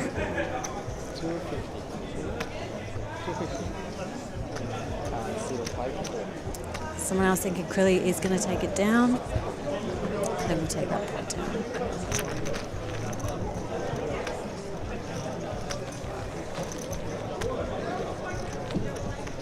So we've got a lot of people in the chat who've been rooting for Ling, for Krilly. Do we have any Coach Nolan fans here? Coach being Jim, because he did used to coach NRL, I believe. We've got another Krilly wins coming in, Robert Banks, Neil Dillon, Krilly.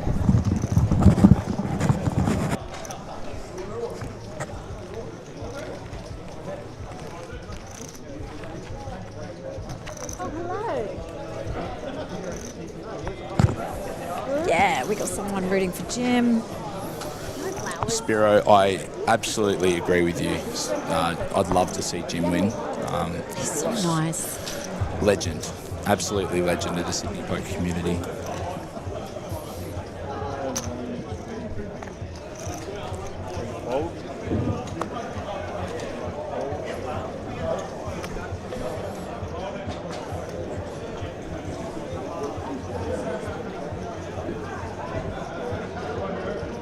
Got Brandon Tall, one of our APT dealers, rooting for Krilly. Not just APT, that kid is everywhere all the He time. is actually. I've never seen anyone go to the footy interstate as much as Brandon does. I know he's... You know what? For anyone who's got Brandon on social media, I love Brandon's stuff. Like, you know, he's just having a good time. And how good is that to see? Like, social media is so hard to, you know... Negativity is thrown in our face all the time. So, like, shout out to you, Brandon, man. I've said to you before how good. Positive. Yeah, I've honestly, I've said to Brandon many times how much he has improved as a dealer. You know, he started out a couple of years ago, and I think he shared a status the other day about his poker journey. You know, he began his journey as a dealer as, you know, pretty fresh, and he was quite young. He's obviously still very young, but, you know, he's done extremely well to upskill, and, you know, personality-wise, if anyone's ever going to say hello to you, it's always Brandon. So I love his vibe, and I love the way he approaches life as well. So. I also remember being on an FT, and I wish I could remember who I was up against, but the person that I was against had a massive rail. And I had Brandon there cheering me on. Yeah, and that's, you know, that's exactly it, right? Like, he's just, you know, he's having a good time all the time, which is great. And I'm sure he goes through his own stuff, but you know, I really hope that you can continue being who you are, Brandon, because it makes a big difference to see a smiling face around this community. So It's really nice. keep it up, man. We got a lot of people rooting for Krilly. We got Josephine Ting, absolute crusher from Brizzy, who actually won a tournament this week. So She wins a tournament every week. She does. I go away She for a makes it month look and easy. Josephine's got 4 more trophies. It's crazy. Lucy Brisbane also lives in Brisbane, rooting for Krilly as well. Yep. Lucy we is got a Neil feared Dillon. lady at the table. Neil Dillon asking what tournament is running behind this. It is the Goliath. $2,500 entry Goliath, guys. How many runners we got so far? I mean, if I was more prepared, I'd know, but I'm going to have a look at Facebook. Will Facebook tell me? It won't. I'll have It to will. check the website. Will it? Yeah, I'm going to have a look Sorry. right now. Guys, I'm a ring-in, if you We've didn't also know. got the mid-stakes champs running in the background as well. Thanks, Brandon. Look, Brandon, you're really laying it on here, mate. You could have said, get back to the poker, mate. Andrew, do you guys go to the same barber or what?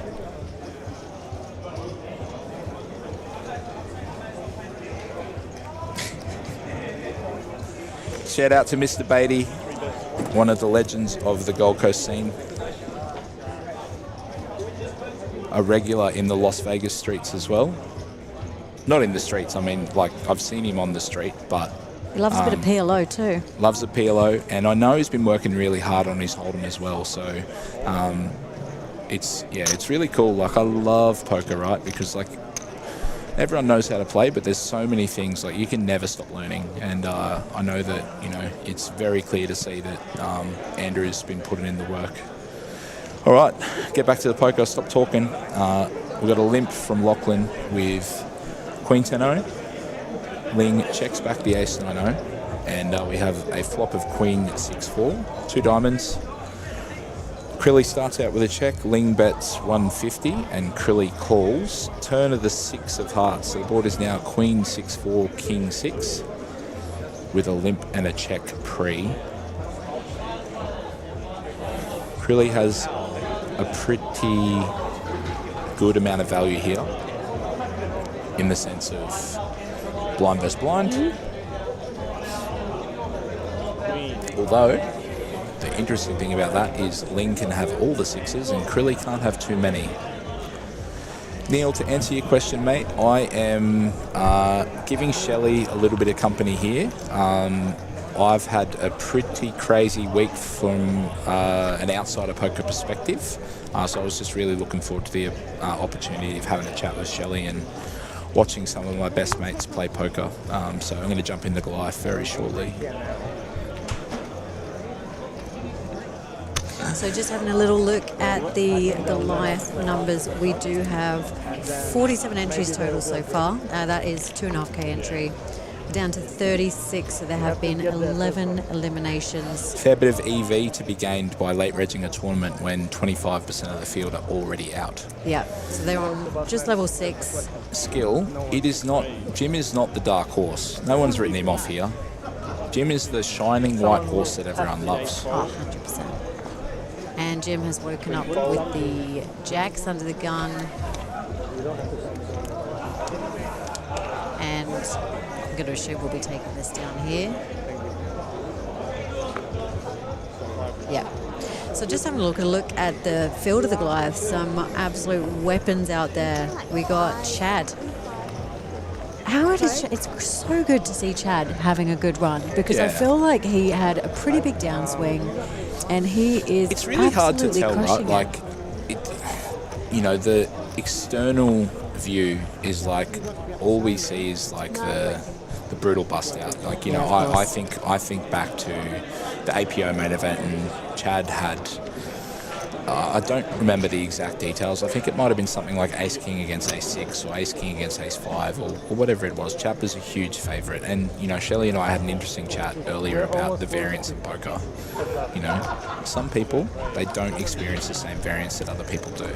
And Chad's one of those guys that he's always there in the sense of he's always in the last 2 tables, last 3 tables. And Crilly has opened the Queen 5 suited under the gun. Nolan in the small blind with ace 9-0. And what is this? It's about 22 or 23 bigs. Interesting spot for Nolan.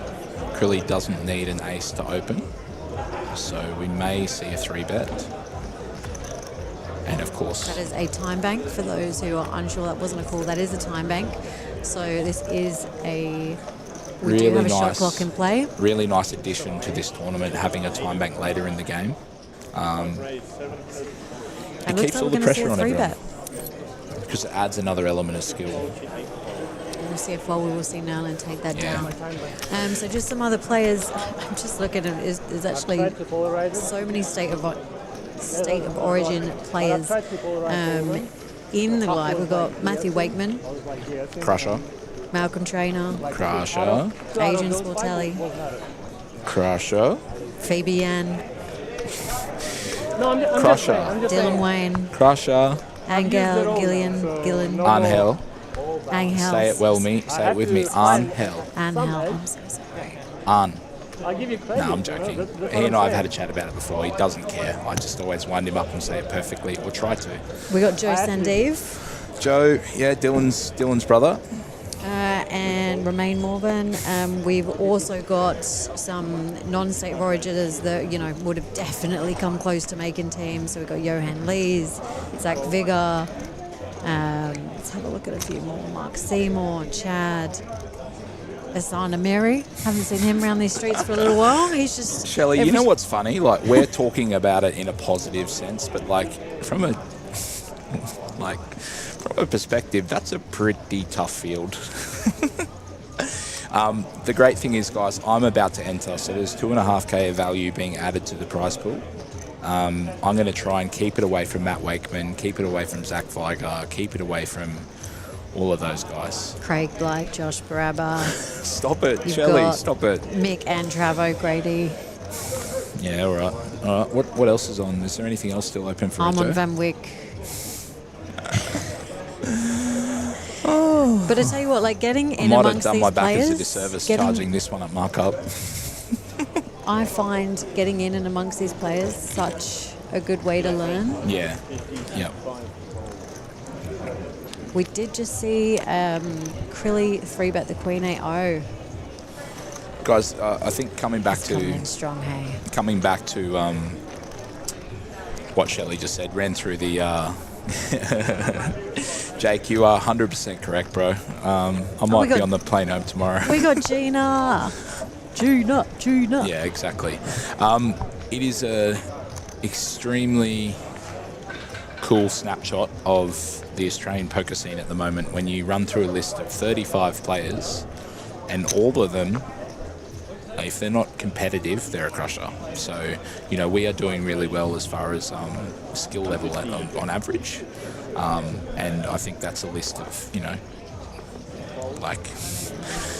they're all extremely good. So yeah, it is one of those tournaments where you're just going to look at each table and go, tough table, tough table, tough table, tough table. Yeah, but I mean, that that's half the fun, right? Yeah. I'm not entering... Oh, we got Taylor. I miss you too, Tay. Taylor missing them. That is very sweet. I'd love to have you in the commentary box, actually, Taylor. And I don't know if you'd ever do that. I struggled to get her to play poker. She wasn't interested. So. And she should play because she's so good. Guys, if you can give Taylor some hype in the chat to get her to come in the booth one day for 10 minutes with Shelley, that would be pretty cool. Harvey's just entered again, guys. I might be in trouble for babbling. Maybe. Checking we're happy, he reckons.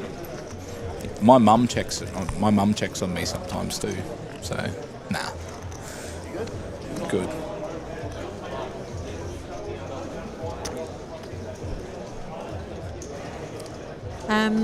If there is anything in particular anyone listening wants to hear about, by the way, any questions you've got for either myself or Liam, go for it. Ask us anything. Todd asked the question about, does the 5-second rule apply to soup if you drop it on the floor? Oh my God, no. It doesn't? No. So where's the line? Like, what about noodles? Like, if you pick noodles up fast enough... So for me, it's it can't have anything stick to it, so it can't be wet. Okay. Queen 5-0 for Ling in the small blind, completing, and Nolan with a check in the big blind. Jack 7-4. 2 spades and a diamond. Ling with the queen of spades. Not too much else relevant going on in her hand at the moment. Starts out with a check. Nolan a very quick check back as well. We have got And someone look who has arrived. A queen for the queen. Very nice. Side note, someone has said there's no top tables in any live tournament under 3K. Whoever you are, come and jump in the Goliath. Mate, give come it a and crack. play a 1K in any of these tournaments. Yeah, it's... Thank you. Bet and a call on the turn from Ling. I wonder if Ling's going to opt for a check Will call. she find a thin value bet with Queen 5 or check? Yeah. Nolan with the snap check behind as well. Best poker coaching in Australia. Mate, I don't know the answer to that because some of my closest mates all operate coaching services as well. Depends what you're after. I mean, you've Yeah. got, someone like Crilly who does offer coaching. Jared Thatcher, we do have one of his students on this FT gym. Yeah. Liam offers coaching. Sorry, that was a joke. I don't offer coaching. Okay. I chat poker all day, every day with my friends, but I actually do a little bit of coaching, but I do more people that are moving from pub games into that sort of $200 space. If you're consistently playing that sort of 500 plus, someone like Crilly or Thatcher, or I've heard the CVJ Corey does absolutely I was going to say fantastic Corey coaching as Corey well. has a service, implied odds coaching. Corey does some commentary with APT. I would suggest for anyone looking for a coach, try and have a think about what you're looking for in your game. So, sorry, we've got an open from Ling, A6 on the button. Jim with Jack 7 in the big blind, defending off 15 bits. Heads up. To the flop we go. King, Queen 5. Starting off with Jim with a check. Will we see a range bet from Ling or will we see a check?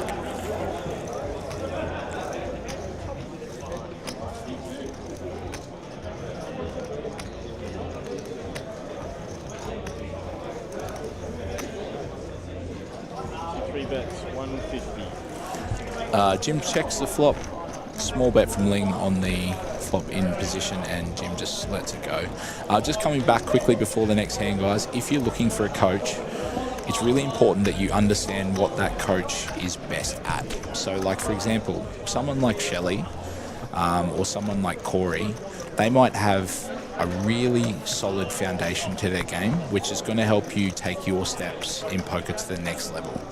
Whereas someone like let's say if Nathaniel Hutton was looking for a coach, I'm going to pick him because he's actually my coach.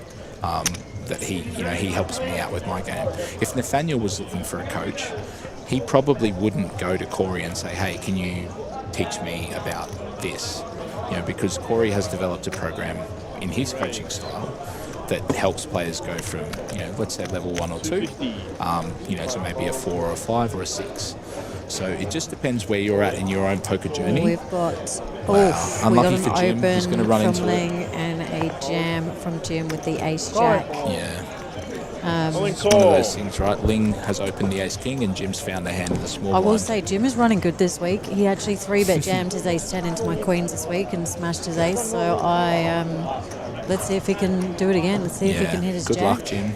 We would love to see you win this one, but it's going to be tough. I want Ling to Oh hold. No, he's just No, gained, he's stood up. He's put his he's just jacket gained on. an extra 3%. He's chucked his jacket on before the flop's out. If he had a handbag, it'd be on 2. and Ling, that'd give him stand another up. 3. Come on. Put a bag on just to be safe. Oh no, Ling's not standing. She doesn't believe in the stand-up equity.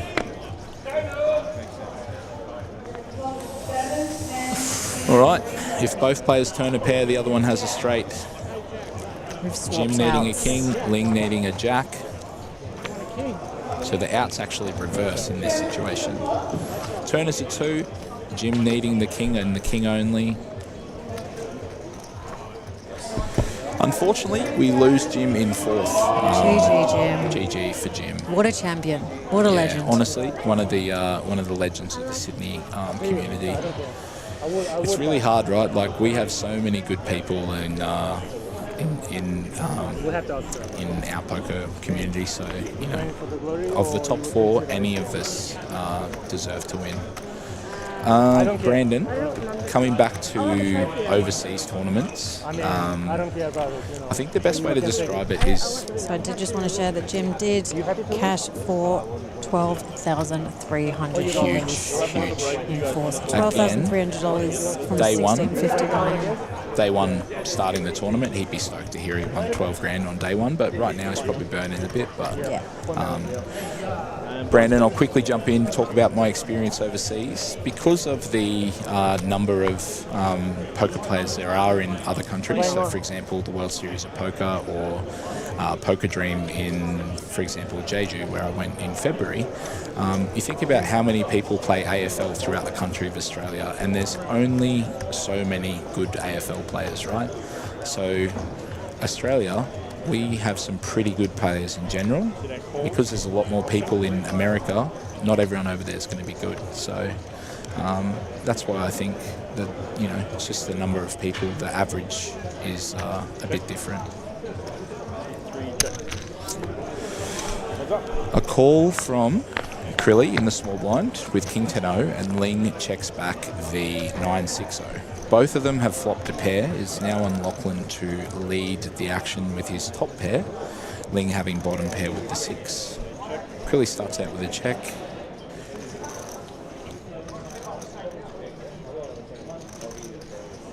And the action being on Ling, she's going to take the lead with a small bet on the flop with her bottom pair and a 9 kicker.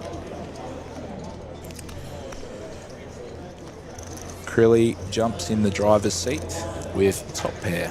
So we'll see how he elects to play this one. Wouldn't surprise me if we see a check raise from Crilly, try and build some... No. That's why he's a coach and I'm the coached. Crilly calls. Turn is the 5 of clubs. Crilly now having the king of clubs. Not too much relevance. Ling with a gut shot to go along with her pair. Of course, a 7 making Ling a straight.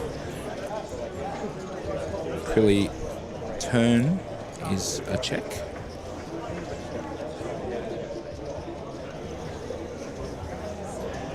Check, check. River, king. So Crilly makes trips. Ling improves to 2 pair with a 9. He looks so unhappy about it too. Yeah. He's got an extremely good poker face, our Lachlan.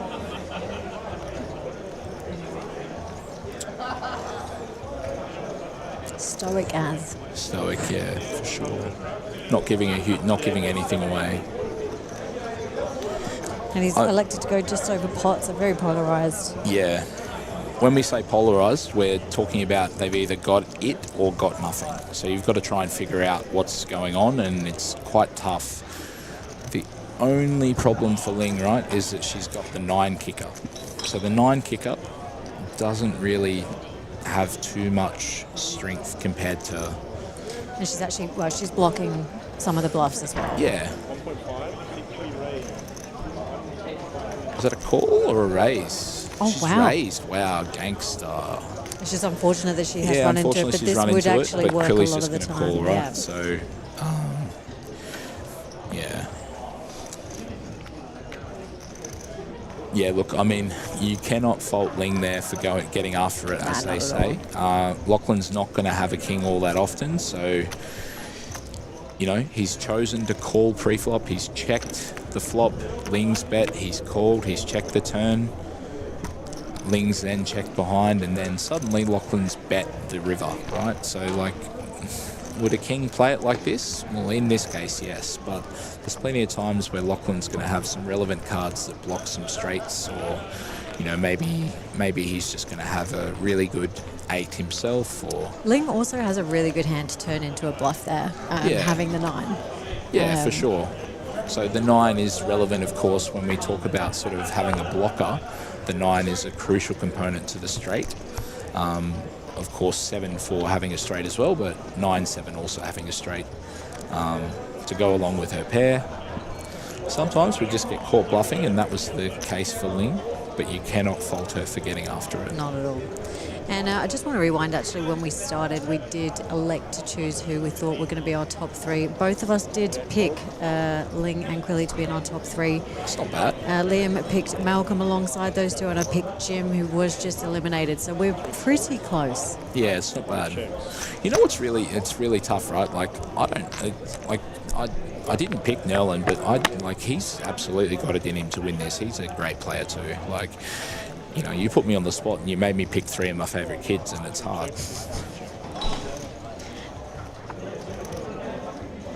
King of Diamonds on the turn. Nolan with the best of it at the moment. 25. Shelley, I think the Goliath is not far off going on break. I'm probably going to jump out then. What are you going to do? Are you going to hang here, or...? Yeah, yes, sorry. I was not part of the plan. Shelley's stick around for a little bit, and then I'll be heading off, so I'll probably stick around for another... You'll be left with the dulcet tones of Harvey. Not Harley, Harvey. We're actually pretty deep. Yeah, for 3-handed play, for these guys to still have 20-plus bigs, again, testament to the structures of APT. And testament to the, I guess I'm going to call it redevelopment of the direction the brand takes, right? You know, the Dracakis has always been an extremely good tournament, but for myself, I think that it's improved dramatically. Ling needs a colour up. She's got a wall of chips. So we have got Div in the chat saying, well, wake up in the morning, see Krilly crushing life is good. Good to see in the chat, Divan. Obviously, he's gone back to South Africa, I believe. Yeah, so shout out to the homie Div. He came across to Vegas with us. Yeah. Div being a South African resident, and South African born, unfortunately. Going to be having a little bit of a break before he comes back to Australia. So he joined the boys, Lachlan Krilly, myself, Cooper Feltham, Romain Morvan, and some of the other crew as well, Liam Jahu, and Div spent the I think they were over there for 6 weeks, so I don't know. And I had to check in on them a little while. They, you know what a house of boys is like, Shelley. They have to be reminded to shower. I don't, and I don't want to know. They have to be reminded to shower. No, I can't imagine how that house smelled at the end of 6 weeks. I just remember Krilly posting a picture of Div's steak in the fridge, cooked, not covered. Oh my God. Come on, man. Div copped it for weeks. Come on, mate. Cover that steak.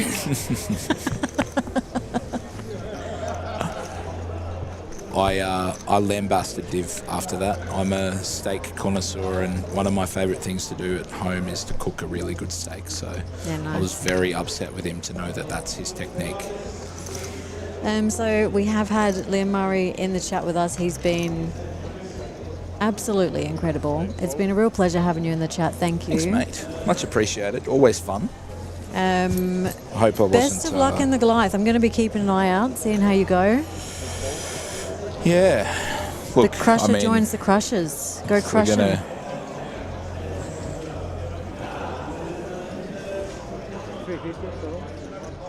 350? Yeah. 5 raise, 350.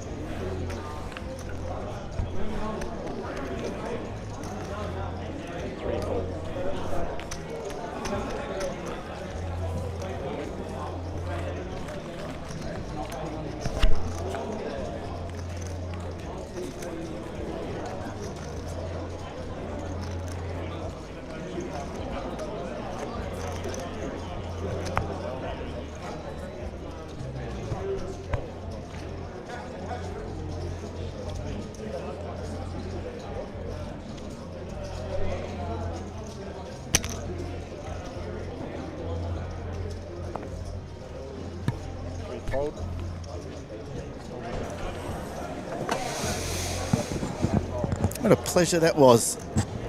Yeah, it was. Have Liam in here with you, Shelley. That was great.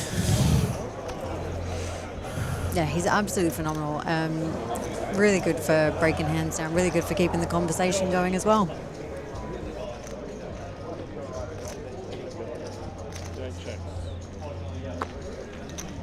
Heads up.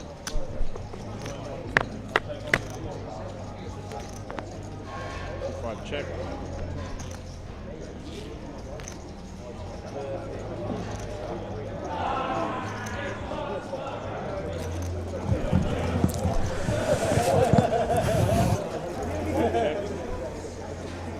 So Nolan's still ahead here with his pocket fives. Harvey Silver joining you for this last little bit. 3 left here. May not be a last little bit. The way this has gone, Nolan takes that pot. I kind of want. Have you found the play, Shelley? It's hang on. Let's just see what's happening here. This is. I'm not sure if this was a scheduled break or not.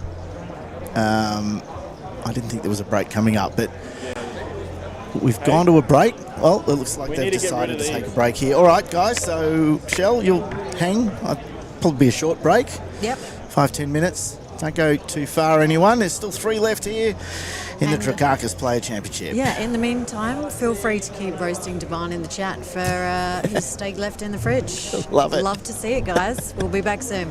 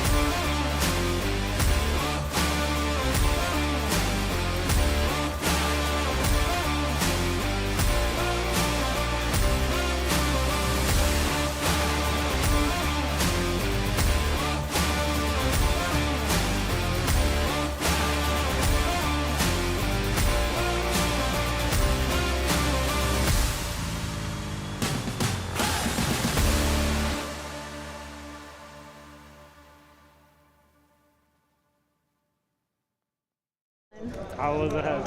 That's my highest. 9 high. Wait, just one question. Are you guys gonna be upset if I play Copa? Okay, okay. Just in case if I switch my mind.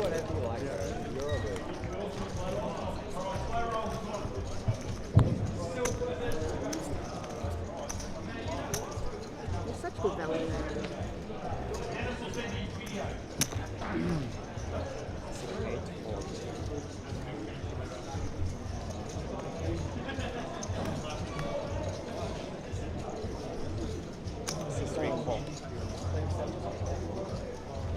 Oh, it's a 5 order. Highest, I was good.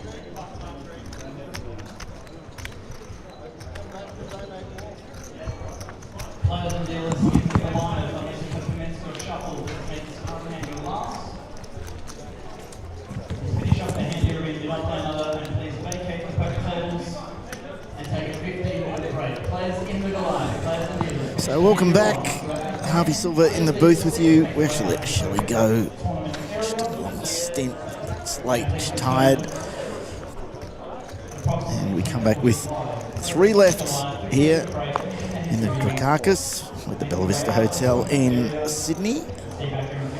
Now that was a scheduled break. I do understand, but there's been a little bit of chat that there might have been a private deal done between these 3. I'm certainly not sure. Craig Abernathy is out there trying to find out more details. We might get a bit of an idea if that's the case or not on the basis of how they play these next few hands. It's entertaining right now. And Yes. we certainly haven't done a No, deal not that that. we've been informed about, or Australian Poker Tour. It looks like they have done a deal because it looks like Nolan's just pushing all in. I keep picking up 9 high now. Oh, you have 7 high this time? He is. He's just looks like he's just pushing all in each hand here. Let's turn a row. So Craig is coming in to join me. He might have a little bit more information than me on what's going on out there, but we've had 2 hands, Craig, and Nolan's pushed all in on both. So we've got to assume that there's been some sort of private deal done. What they're doing, so the rule at APT is that with deal making, if they do an ICM deal, the person who has the most chips is declared the winner of the tournament, just ends then and there. Okay. Surprise. Check. So they're playing it out. They want the trophy. You guys They don't want mind the it, right? ring, and yeah, that's why they're playing it out. So, I mean, that's the rule that APT has. So if you want the trophy and you're not the chip leader, you don't do a deal. Right. So here's Lockie Crilly, who's got the chip lead.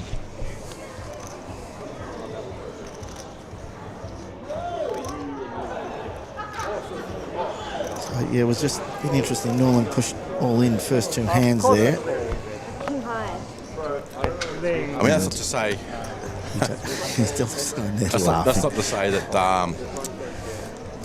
the players haven't worked out a deal themselves or anything like that. Yeah, so that's a private deal, isn't it? We're not privy to what they've decided to do. So it's probably going to be an indication of what happens in the next few hands, how they're playing. We'll soon see, but obviously the trophy and the ring has meaning, and it's that title as well. Like if having a first on your Hendon mob as well, and a photo up, particularly for. Well, I imagine all these players and most players would love that. Yep. So.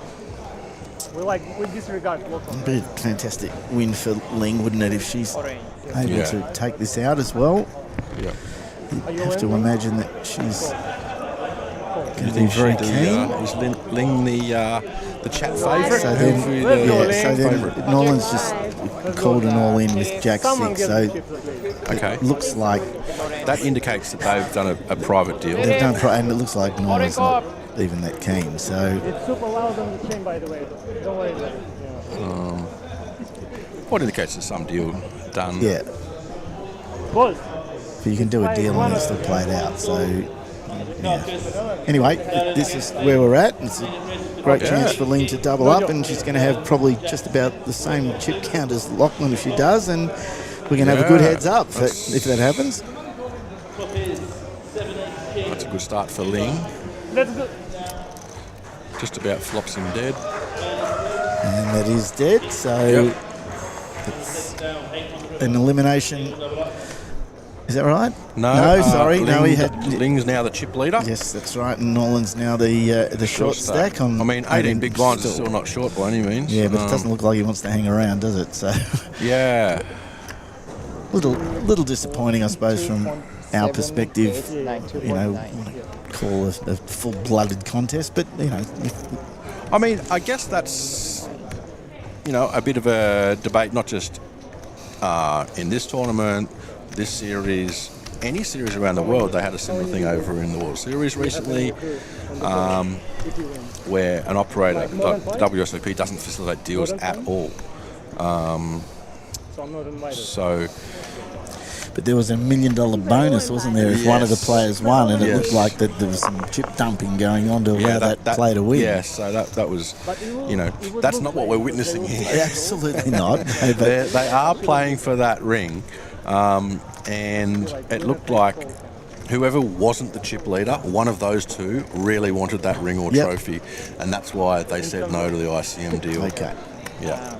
Gotcha. So we've just said Adnan's joined us on the chat. It looks like, looks like they've made a private deal. We don't know. It's not an ICM deal, so there's Nolan pushing in again. Queen 7. Jack 7. I feel like He's a big dog here against Lockie's King Queen.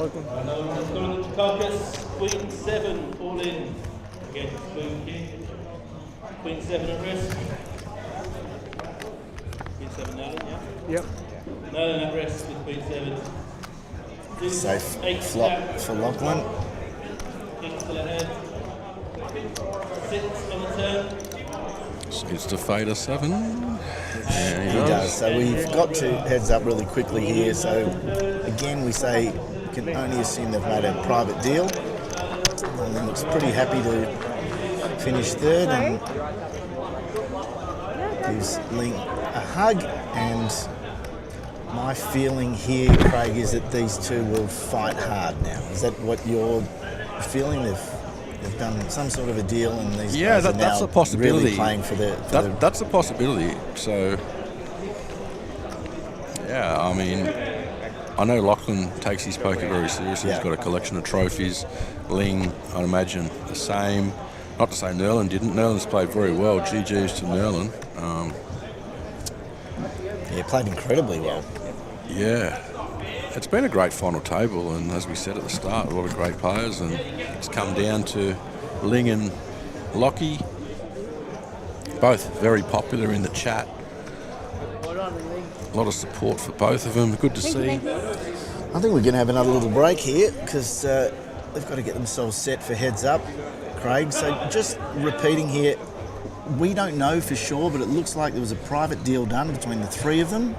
And well, just based on some of the play just then, it was very high variance, just jamming all in with Jack 6-0, for example. Well, so he was all in on 4 out of the 5 hands. So. Yeah, and the rule of APT, which I've clarified, is if you do an ICM deal, the tournament ends. Yep. And the chip leader takes the trophy and anything else with that. In this case, it's a Dracakis ring. In some events, it's a ticket into something else. So your assumption is that the two who are left were very keen to play for the trophy in the ring, and Nolan probably wasn't as keen. Was happy to. Well, I can't sort of really make that assumption until I've seen these two play, you know. Sure. If the first hand Lachlan jams him with Jack 6-0 and Ling calls him with Queen 7. My feeling is that's not going to happen. So Yeah, okay. yeah. I mean, personally, I like to watch three-handed and heads-up play.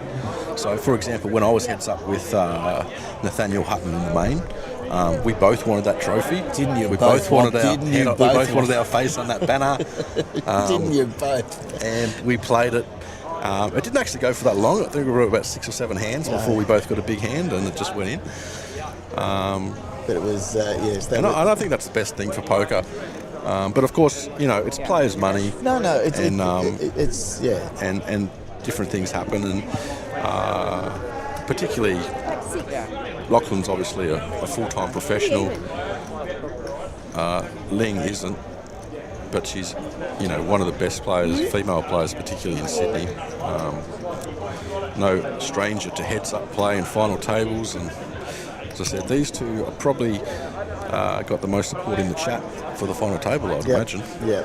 So, a couple of bits of good news. The first one is that break was very short, so they haven't gone off and left us here. So they're back on the table, about to play. I do feel, Craig, I mean, I might be proven wrong on the first hand here, but I do feel that Lockie would be really keen to win the trophy and have his name, and Ling maybe even more so. So I would be surprised if they don't actually play this to the death, so to speak. But yeah, as I said, like a Dracakis championship first prize is, a very prestigious event in the Australian poker calendar. Our fellow commentator Jinxie, who's not with us this series, he's got one, and he's very proud of that win. It was a good win. It's a freeze out. It's one of APT's staple events. So, nice start. Just seeing how this was a limp call. So, I think you're right. If they didn't care, they might have just gone in. Instead, Ling's called from the small. Lachlan's checked, and the flop went check, and Lachlan's flop tripped. So the turn card makes an interesting potential action here too, with Ling picking up a up and down straight draw. So I'd imagine she's going to stick around here. She does. Watch her get it. Yeah, 2 or 7. Watch her get it. No. Okay, so, well, I mean, the thing is now she's got a very easy decision. She's got Queen Eye, she can't call. If she made a queen, it's a lot more. Going to cost her a lot more chips, right? Because she's going to call down. She can easily get away here with nothing to call down. Well, if she'd made the straight there, I think Lockie could have been the best straight. It might have been the end of the tournament if she'd made the straight. You're right. Yeah. But it's an easy Lockie fold. takes it. We take the next hand. It's good because I like watching heads-up play. It's it's obviously you don't get to see it much because it only happens once a tournament. Yeah, true. Well, I watched the stream last night, which we weren't expecting to put on, which was the PLO last night, and that heads-up went for ages. It was fascinating. Yeah. And as you said earlier, we finished up with a guy winning the tournament who was playing his first tournament. Yeah, that's unbelievable, isn't it? I mean, it happens. I mean, everyone's got to win a tournament at some stage, but not the first one you play, So it's like buying a racehorse and it just wins the Melbourne Cup first up, like. And I've got a mate who that happened to.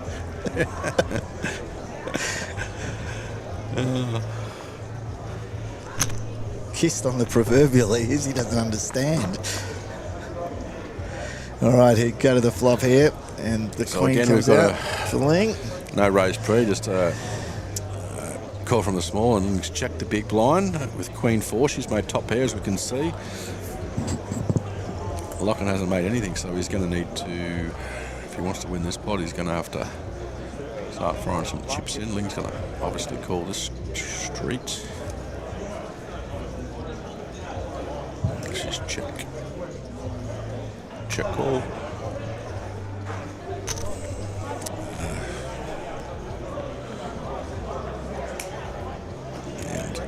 that's no help to Lachlan, and as we can see, Ling's going to lock up this pot. Checks again, and going to allow Lachlan to fire away again. And yeah, I was about to say I don't think he's going to. Let's see if he hits something here. No, nothing again. Since Lachlan sort of gave up, I think Ling will now go for some value here. Realised that her queen's most likely good. And I'd say she'll just go small based on his check back.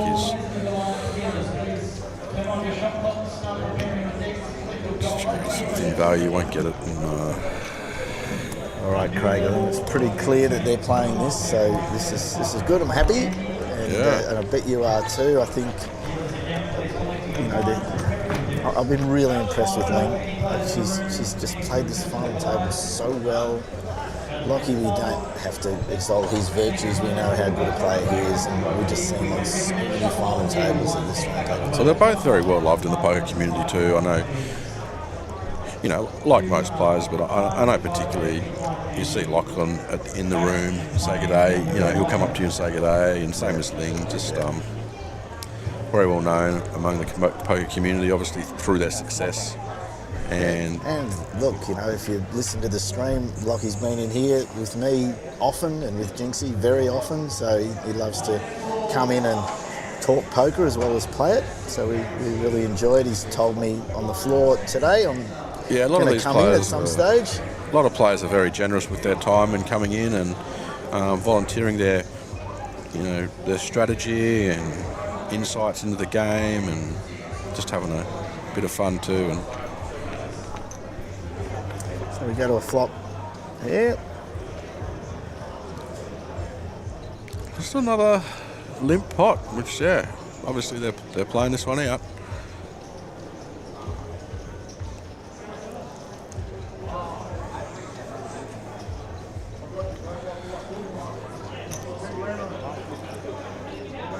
Gee, it's noisy in the room, isn't it? After hearing all that background noise going through the headphones. Yeah, nice,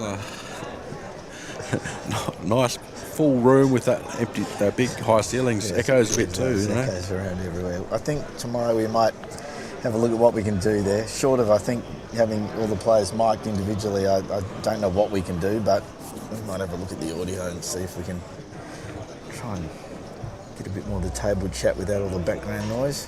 Yeah, okay. That's why the table mic's down low, is it? Because of that, yeah. Trying a bit of everything here. So different to Melbourne when we had that table up on its own. So you see Lockie locked up that pot. And, it's a nice turn. Ling doesn't have much to get into trouble with here, so Lockie will fire off and Ling will fold pretty quickly, I'd imagine. Yep.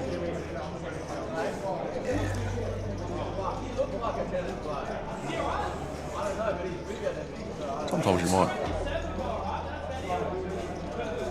call with Jack Eye, I don't think.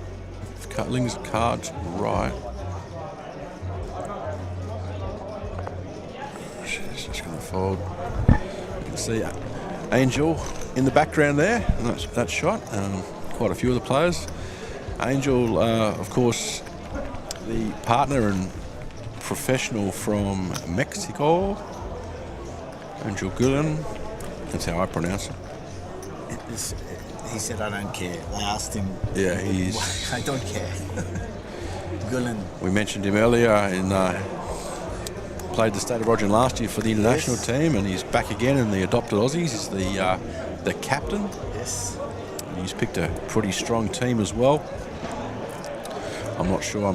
I think I did overhear Liam and Shelley talking about the Origin. I sort of don't want to repeat it too much, but he's the captain. He picked a strong team, and there was one late change to that too. Raymond Kassam, he was unable to make it, unfortunately, so they got the services of Noel Jaber joining the team, and there was a little bit of a reshuffle. Andy Lee moves into the vice captaincy, and Noel takes Raymond's place. All right, they've both got a piece of this, so this could get interesting. Could be it, maybe. I don't know. So one pair in heads up is pretty strong. So Ling's checked it over to Lockie. Pretty sure Lockley will bet, and so Ling's going to call at least one straight.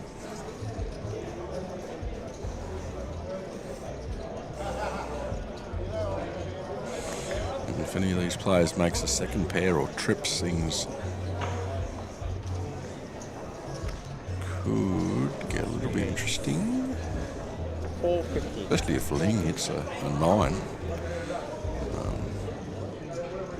Oh, she's actually going for the check raise here. So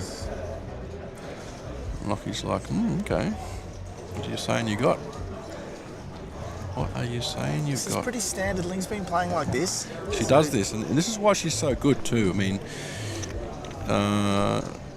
you know, I'm not sure with this particular hand, but yeah, she shows that aggression, and like you said, a pair and heads up, mid pair, is usually a pretty strong hand. And just unfortunately for her, Lockie is holding an ace. but when Lockie does call there, you can see Ling quickly check the turn, and obviously when that diamond comes in, she's not. She's got to play a bit cautiously. Oh, and actually that's a. Yeah, that could get Ling in a bit of trouble. It could a little bit, because yeah, obviously it's less likely Lockie has the ace. We can see he does. He makes 2 pair, but say Lockie will go for value now, and depending on the size, Ling's most likely going to have to pay it off. She might make a good fold. We've seen her make some great folds already, especially earlier when I was watching. Already a decent pot. It's got 1.4 in it, so I think it's a decent bet too. 600. He's gone. And I Yeah, reckon he gone might 600. concede here. Tough one. This is where Ling's got to. She's going to work it out. She's going to. She's going to have a think. She's going to look at Lockie. She's going to think through the hand, and Yeah, she does. she makes the call. And Lockie shows the bad news. Yeah. And she's going to know that Lockie's so capable of betting there with very little. So Yeah, of course. That's what makes the good players so dangerous too. When they do have it, they're very polar. You see them bluff, and when they do have it, they're not bluffing. They're going to make you pay. The other thing, like I was going to say, look, with Ling, yeah, she would have been quite a good pick in the New South Wales State of Origin team as well. So the State of Origin on Saturday, we really encouraging everyone to tune in and watch that. You don't see teams stuff in poker very often, and not only is it teams, but representing their state. Yeah, it's a very unique thing. I was actually, when I was out of the box, I was talking to one of the dealers actually, and they were most excited about it. They're really looking forward to dealing it, you know, because it's something they don't get to deal, and to these calibre of players as well. So quite a few of the dealers are excited as well. You weren't listening earlier. I did mention to you, Craig was up in Tony Hasham's room, and he opened the box, and it's got all the State of Origin gear. So they're all wearing their state colours. They got shirts, hats. They have a real footy feel to it. Yep. So the king here for Ling. Check.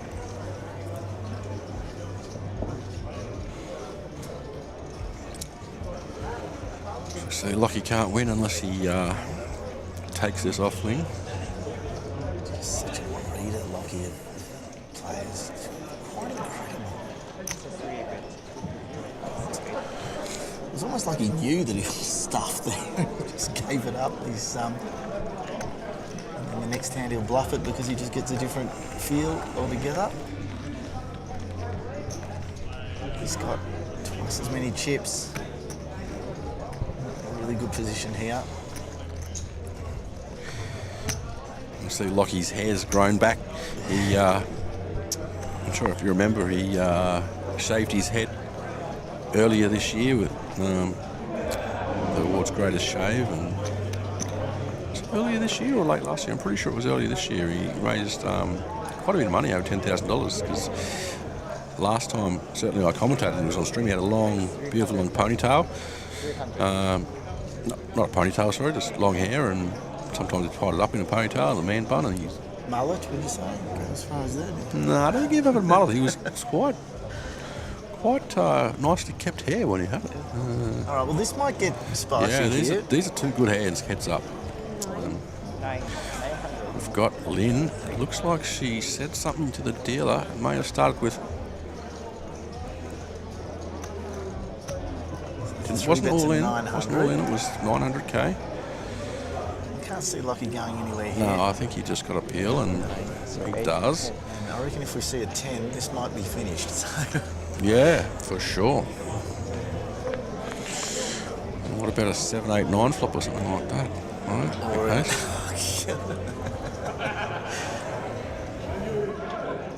How is she going to get money out of this? That's all she's thinking. How am I going to get some of these chips? But since she check raised she will contain a lot of aces. I think she'll just bet really tiny, one big blind, and it's so suspicious, isn't it? 300 into a 2 million fight.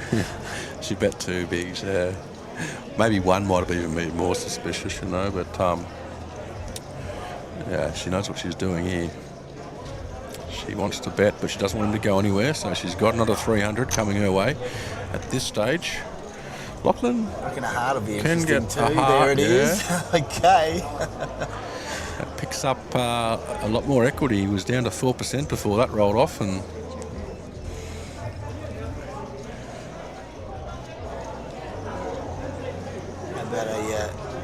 how about a board repeater with a heart? Well, the 4 of hearts is the only one that is there. If the 4 of hearts comes off, well, yeah. But I mean, it could go in anyway. Like, they've gone check. Let's see what happens there.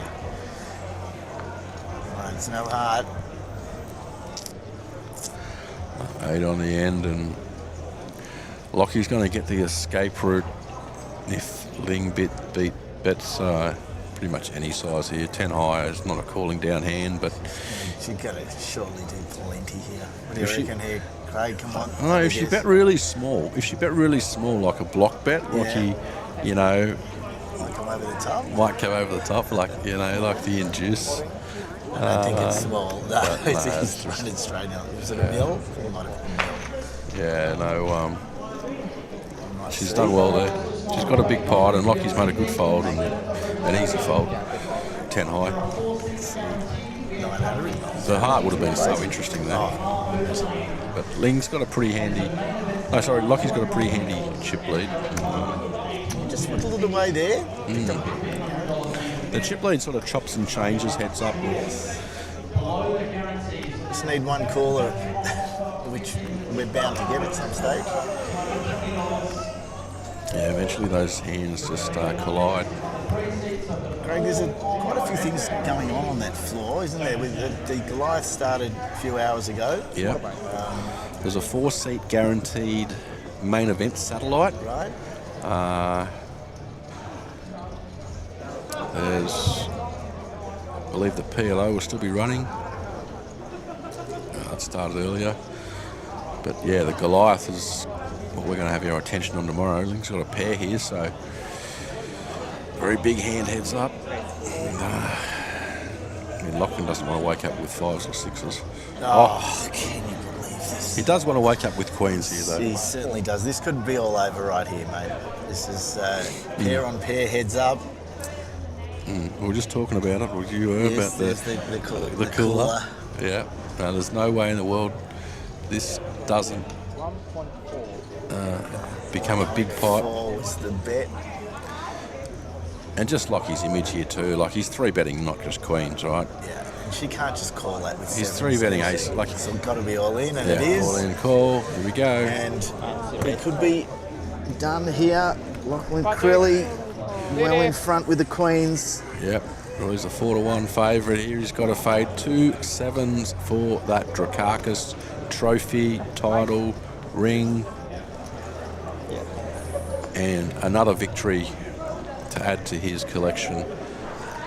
So, Craig, it was 41k up top for the winner. We do believe some sort of deal was made between the three of them, so we're not sure what the money, but we do know that the trophy and the ring will go. Do we have the chip stacks when they were three-handed, or I don't know? I can't remember what they were. Lockie was just in front. Okay, so if he wins here, it would have been the same result anyway. It might be exactly what would have happened anyway, right? Like, they did, like say, they did do a private ICM deal at that point. Yes. But Ling wanted the trophy, and Lachlan holds here. It's essentially the same result. It's over now. Yeah, unless we see a 7. I mean, if another Queen of Hearts comes out, we'll have to redeal the foul deck. Congratulations, Lockie. Lockie Crilly, and well played, Ling. Great to see.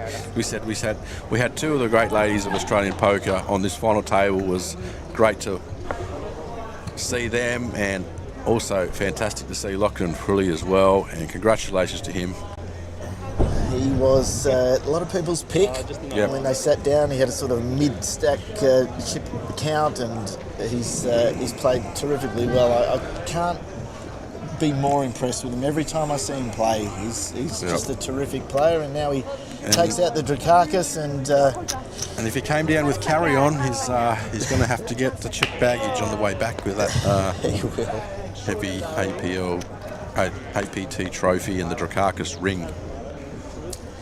So that is us for the evening. Thank you, Craig, for popping back in. I want to thank Shelley and Liam for doing such a long stint as well tonight. Hope you enjoyed it. We'll be back tomorrow late in the day. I think we're going to try and get on about 6 p.m. Sydney time, and that'll be the Goliath as we work our way down towards the final table. Congratulations all around. We can see the Tony owner, up there. the owner, Tony Hashem, congratulating our final two.